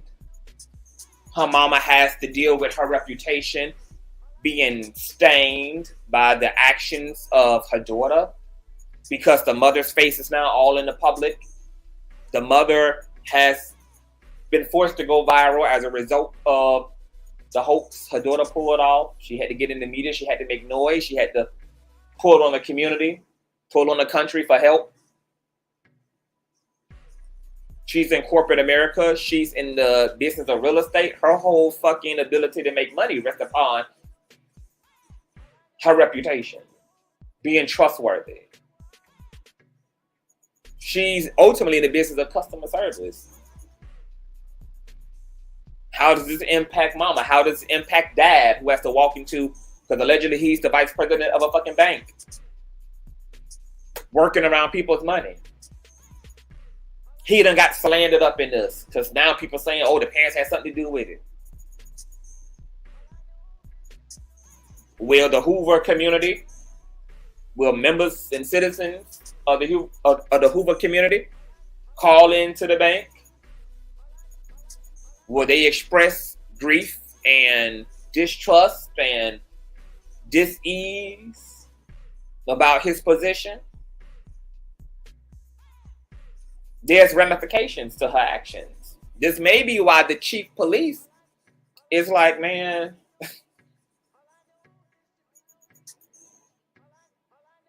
the state talking about pressing charges, but hell, time served. Because even if Carlee doesn't see a day in jail, this woman ultimately is going to pay for abducting her damn self. She's going to pay for the fallout of her actions. It's going to be reflected in her mama's face for the rest of her life. The guilt and the shame of her actions are going to be demonstrated by the way that the people around her are impacted. Her cousin is already dragging her ass on Facebook, saying she ain't no Russell, fuck this hoe. This bitch is all cap going in on Carlee.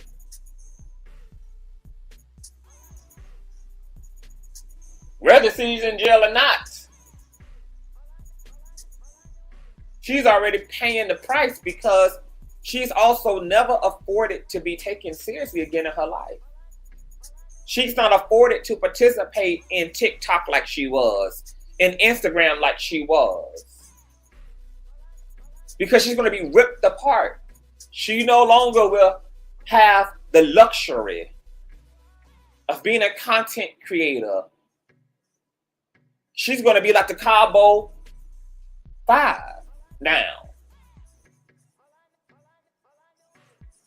Everywhere she goes is going to be an opportunity to be embarrassed, to be teased, to be ridiculed, to be shouted at. Probably won't even be able to work a regular public job. May have to do that, might have to work from home. So whether she goes to jail or not, I don't give a damn about, because she's already going to experience, as far as I'm concerned, she's going to experience worse than prison, because she's got to deal with the disappointment. She's got to deal with the grief. She's got to deal with all of the consequences of her actions, which are going to directly impact her in the real world in a real way, and is going to impact the people that she wanted that love from. And as a result of her actions, she might have put herself in an even worse situation, because now the love she was getting, that she wasn't satisfied with before her hoax, is going to be replaced with resentment and frustration and potentially unforgiveness. So she might have worsened her emotional experience of a family she already had the love of, but that she didn't appreciate, or that she couldn't, or didn't love her according to her love language. Yeah, yes, it is. Oh no, Mary, she ain't living this down. Shit, I don't think at all. I just don't. I don't see no coming back. Carlee is more than likely going to fade into the obscurity of society. I mean, she fucked up her life. And in the age of social media, you know, this ain't like the 90s anymore. You know, your face is everywhere. Everybody has a phone. And it's so easy for all this to be opened up again. Every Bigfoot sighting.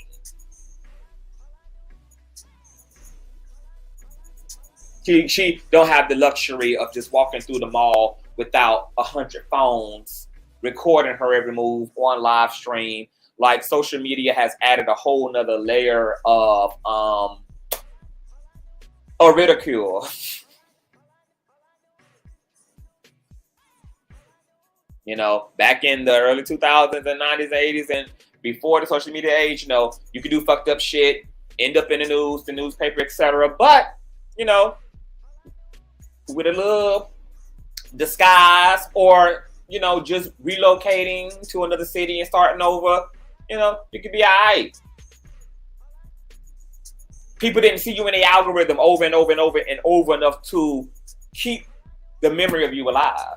Now, in the social media age, baby, oof, the ass whipping can go on for a long time.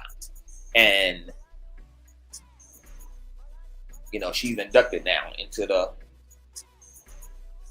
fuck shit Hall of Fame. And if people are already issuing death threats, then, you know, who knows if any of these people may really hurt her if they see her. So I think her life has changed forever. And it's altered forever. Jail or no jail, her life is altered, period. And what's worse than prison is losing the life that you know and disappointing the people that love you and the people that you love. That's worse than prison. Just worse than prison. So she really kind of like did a self-fulfilling prophecy. She felt unloved and went about it went about resolving it in a dysfunctional way, and now she's potentially manifested just that. not being loved. She's manifested and fulfilled this I'm unlovable, I'm unworthy prophecy through her actions. Now she's going to see all the proof that she ain't loved. Which is why the mama made it a point in her interview to say, my daughter now is also re-traumatized by the social media dragging. Now Carlee going to be able to see what she can call proof.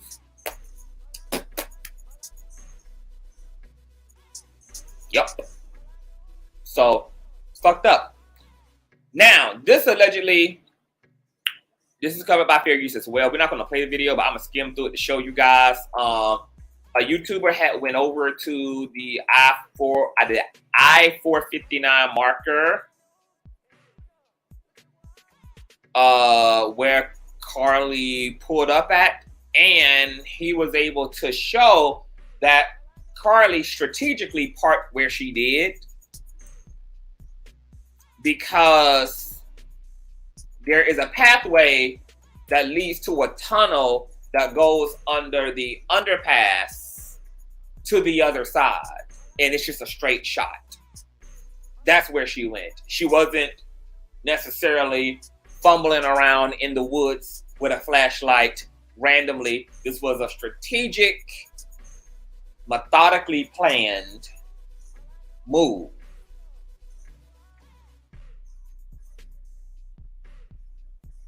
And she knew exactly where to go, and more than likely, this was a spot that she was familiar with, a spot that she had been to in the daylight.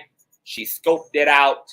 She knew exactly where to be, which is why she took her time creeping up and creeping up and creeping up and creeping up and creeping up.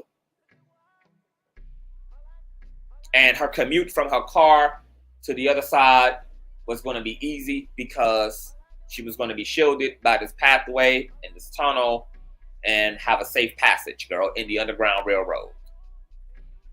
Okay, she took the goddamn Underground Railroad, bitch. Okay? This is courtesy of JR Investigates. Okay, let's pull this up. About to show y'all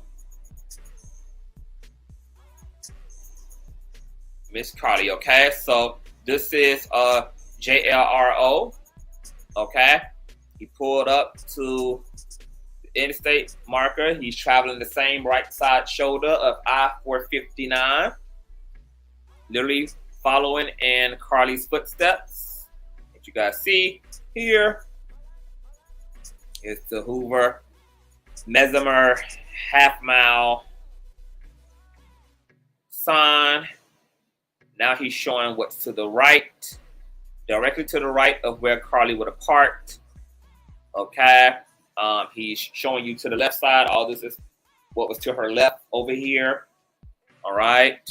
And I think he's pointing to the traffic cam footage. Actually, the traffic cam, I think, is right here, lodged in between these bushes here. Okay, so this is the pathway.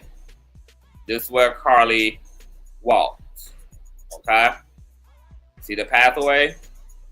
It's a man-made pathway, etc. All right, this is where she went.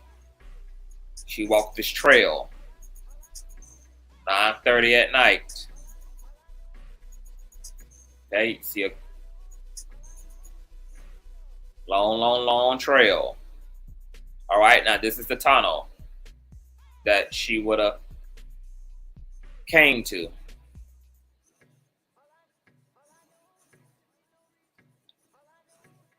All right. Over to the left. All right, Caroline, walking to the marvelous light, girl. This was like the near-death experience tunnel, girl. All right, Carlee took this passageway. All right. Look at how scary this is, though. Imagine how scary this would have been at night. But when you're desperate, girl, you ain't afraid of shit. Okay? When you desperate, girl, you the most emboldened you will ever be. Because desperate is equivalent to I don't give a fuck. Okay, whatever it takes to get the job done. All right? And this is courtesy, once again, of JLRO Investigates. Okay? Into the Marvelous Light, Caroline. Oh, is this another tunnel? Oh, yeah, it's another tunnel straight across. Adjacent to that tunnel. Okay? Wow. She would have traveled.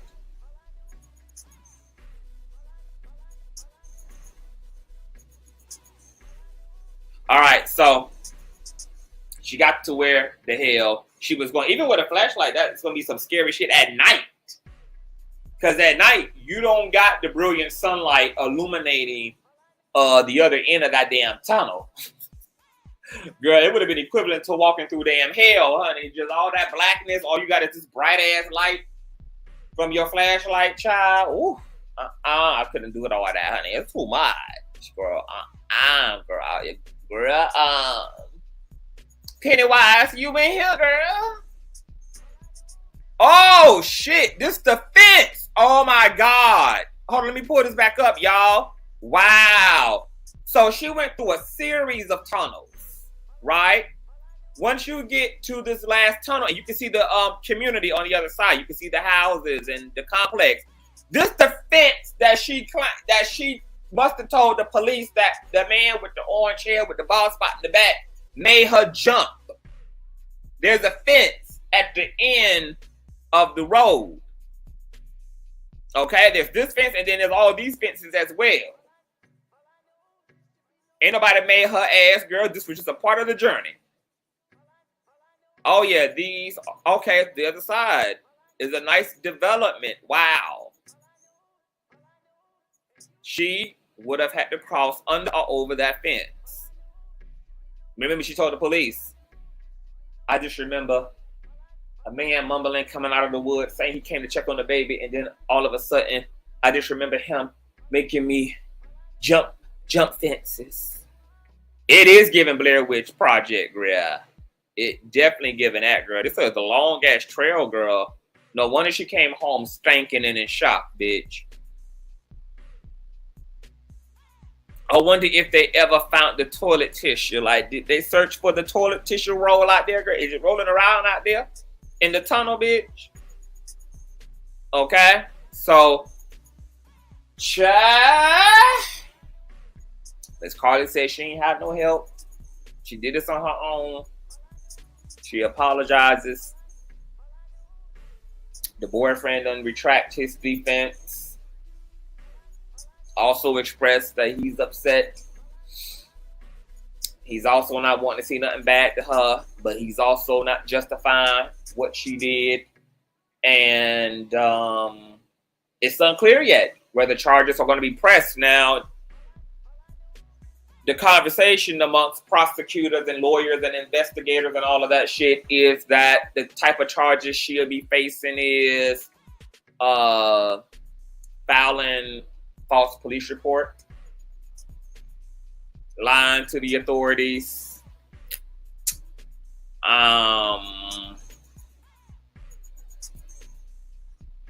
people were saying or speculating if she could be held accountable for the dynamics around the donations and the money, since her actions led to people issuing money under these distressed circumstances that were not sincere, which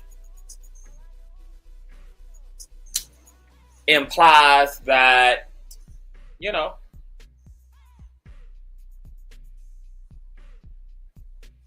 deceptive.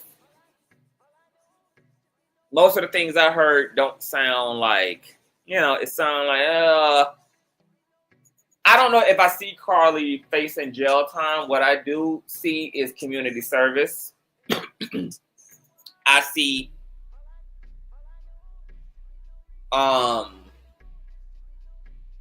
probation, and I see restitution. I don't know if a jury would convict Carlee. Because a situation like this, you know, I mean, people have did time. Somebody was talking about a white woman who did like 18 months for something similar. So it's possible, but the situation is screams such bad mental health, and it's just so embarrassing. And it was, I think most people would consider this to be time served. I think if they really explored everything and Carlee was really like honest, and once again, the police did find things in her phone that informed them about her mental state the week following this hoax. That mental health component might be what helps to give her some leverage in terms of empathy. So, oh yeah, they got Sherry popping. That's what it was. There needs to be a Karen law. I agree. They're saying that one of the things, hey Tarsha, they're saying that one of the things that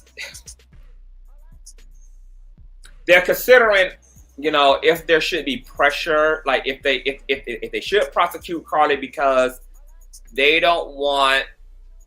It sounds like if they prosecuted her, it wouldn't necessarily be because they believe she did all this intentionally, but it's just that what she was trying to achieve caused all of this, and that's different.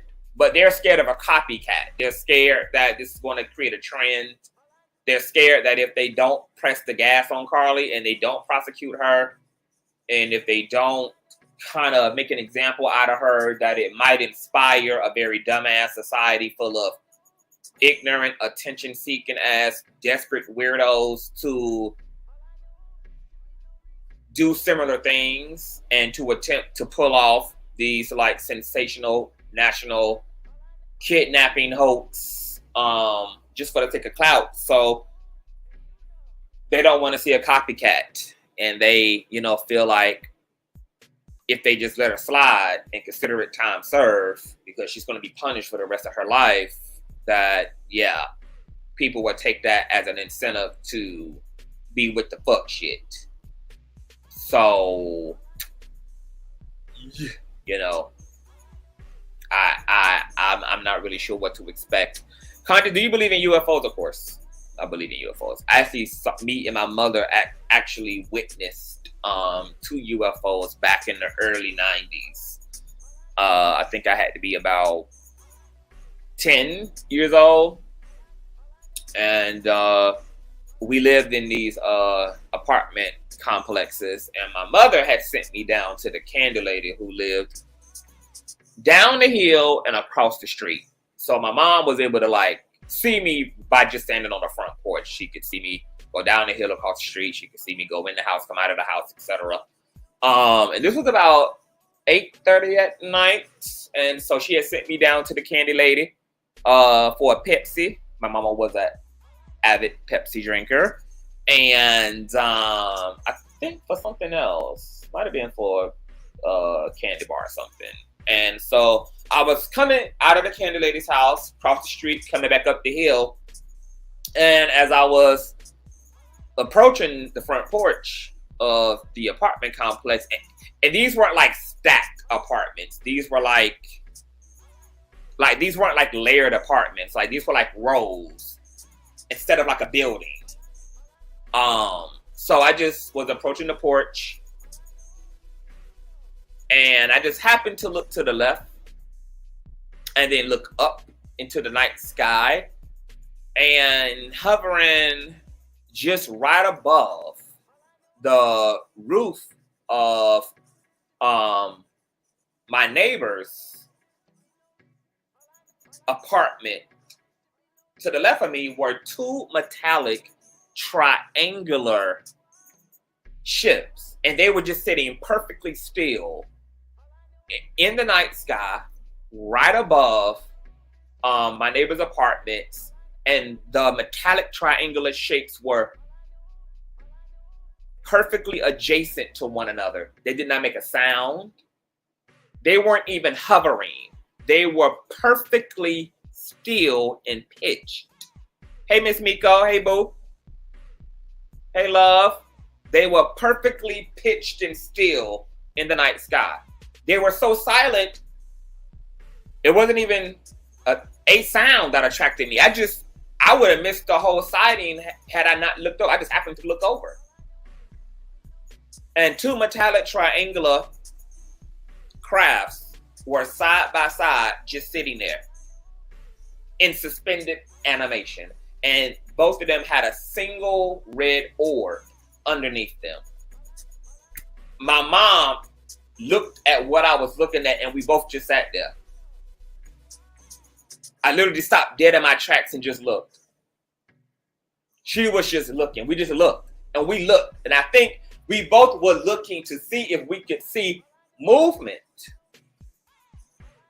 If we could see any type of activity. There was nothing. No engine, no turbulence, no hovering up and down. They were just perfectly still and adjacent to one another. And they were just sitting there. Just fucking sitting there. Just sitting there.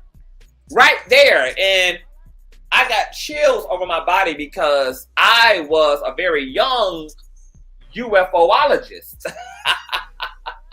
And my stepfather used to work for a magazine distribution center, and he would bring me home comic books, and he would bring me home like these magazines that reported on like UFO sightings and alien abduction.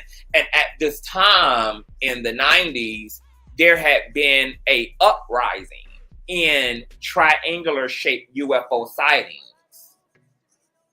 It had the shapes of the ship had transitioned from, you know, the typical oval kind of Saturn like aesthetic to this flat, one-dimensional metallic triangular aesthetic that was being seen all over the world. And I just could not believe that I, as a young boy who was a UFO and alien enthusiast, just happened to attract and manifest a sighting of my fucking own. And to have shared that with my mother, someone who can tell me you're not crazy and you did not, your eyes didn't play trick on you. The fact that she was there to bear witness to the sighting herself, it was really astounding. And that was the only time in my life that I have seen a UFO or UFOs. And yeah, I'm definitely a believer in alien abduction. I was just watching on Netflix last night. They have a UFO declassified docu-series that is really good, girl. And and you know what's so funny about that question is, do you believe? UFOs aren't a belief. They are a reality. And I encourage everybody to watch the UFO docu-series that's on Netflix. It talks about UFOs over the White House and how during the Reagan era, there was a UFO formation over the White House, and Reagan had called for fighter jets to come out and to see what the fuck these foreign objects were that were hovering over the White House. And these UFOs took our American jet fighters on a wild goose chase, girl. Outran their ass in the sky, did all type of maneuvers, and then repeated the event the next night. Came back and hovered over the damn White House. And Reagan had to call out the fighter jets again, bitch. And the UFOs just allegedly like at speeds of 8,000 miles an hour. And being able to make sharp left and right turns without coming to a stop. Just able to reappear, disappear with our military. The docu-series covers the fact that there was an incident back in the 60s on one of our nuclear testing sites where a formation of UFOs completely discombobulated and seized control of one of our nuclear plants. I'm talking about opened up the warhead missiles and all, left our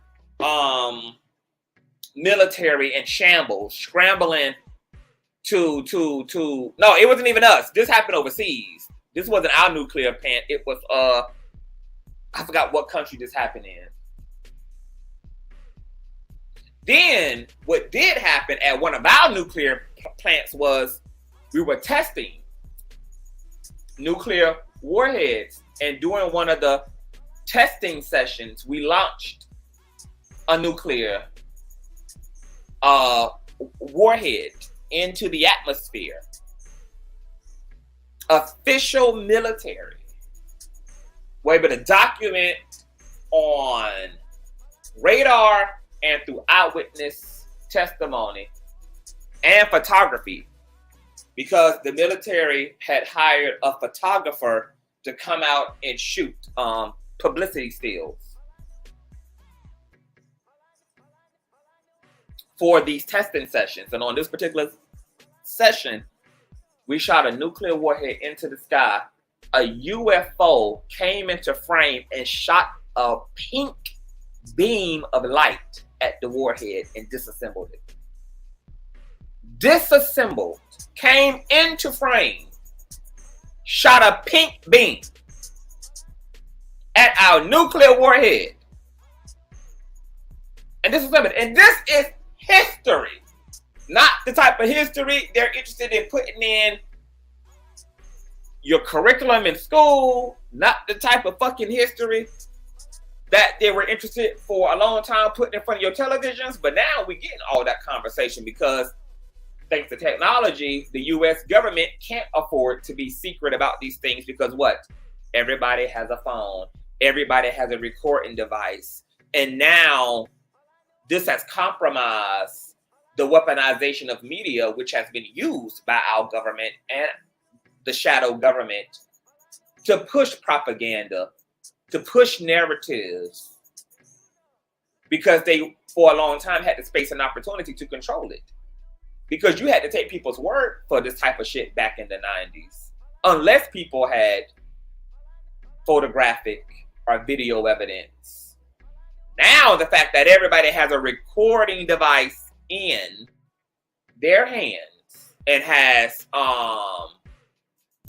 door cams and ring cams, just like that UFO crash that happened in Las Vegas this year, where that UFO crashed in people's backyard, and a part of the crash was caught on the patrol car footage, on a patrol car cam of an officer who happened to be a few blocks away, and you could see this fiery ball of light just shooting across his window from the door cam footage. I mean, you can't hide it now. So now the media, now the government is forced to have some type of disclosure and some type of discord about UFO phenomenon. Technology and phone devices luckily have forced them to have to acknowledge what they can't lie about. You can't lie about the crash in Roswell now, bitch, because people in Roswell, if there's ever another crash, girl, they're going to be able to record the activity in the sky. They're going to be able to live stream the activity in the sky and let one of those crash sightings happen near them, girl. They're going to be able to capture all this shit. You're on candid camera. Welcome to YouTube Live, ho. So, thank God for that, because they made a lot of people crazy for decades and decades and decades. They called a lot of people conspiracy theorists and really discounted and discredited people. And now you have whistleblowers, you have pilots who fly commercial planes attesting to their interactions with UFOs during their commutes and flight patterns. You have a particular UFO incident that happened a few years ago right here. I forgot what state it was, but a UFO followed a commercial plane filled with passengers. the UFO was so close to the plane, passengers were looking at the shit from the fucking window, freaking out. The pilots were forced to land the plane. And then, to make matters worse, the UFO hovered around the airport base for a while. And the military called into the airport, sent out troops, and had the airport have everybody, pedestrians, workers, etc., come and pile into the airport to take cover while this UFO was hovering above the airport base. Oh, see, I see y'all don't get into some things shy. See, I'm so glad that y'all kind of like not up to code on this stuff, because it's all the shit that can make for content on the platform, baby. So now that I know y'all ain't heard and know about a lot of this shit, oh baby, y'all in for a treat here, baby. Baby, we're gonna be getting into some things. I'm so glad y'all ain't, this ain't y'all area, but y'all are gonna be wild. Y'all are going to be wild. It is a true paradigm shift, man. The shit that's going on in real life, not that controlled, narrative-driven shit that is on CNN and Fox News and all of that shit. All of those institutions, all of those networks are paid and brought out. Those are premeditated scripts and narratives. News anchors and journalists, those folks subjected to mainstream media, those folks don't have the right to be creative or to have a mind of their own. They're puppets. They're just the bullhorn. Baby, you got to get into the other media. During the lockdown on Israel, military officer admitted that UFO and aliens were real. Yeah, it's so many podcasts. Hold on, let me see something real quick before I leave. Let me see something.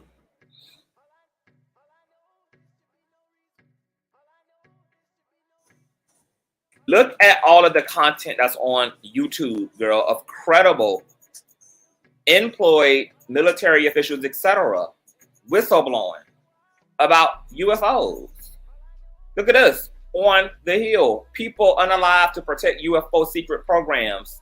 David Gertsch prepared to testify. Ex-top DOD official experts bombshell details of Pentagon UFO recovery to be revealed to Congress. Ex-Navy pilot recounts seeing UFO. House Oversight Committee to hold hearing on UFO.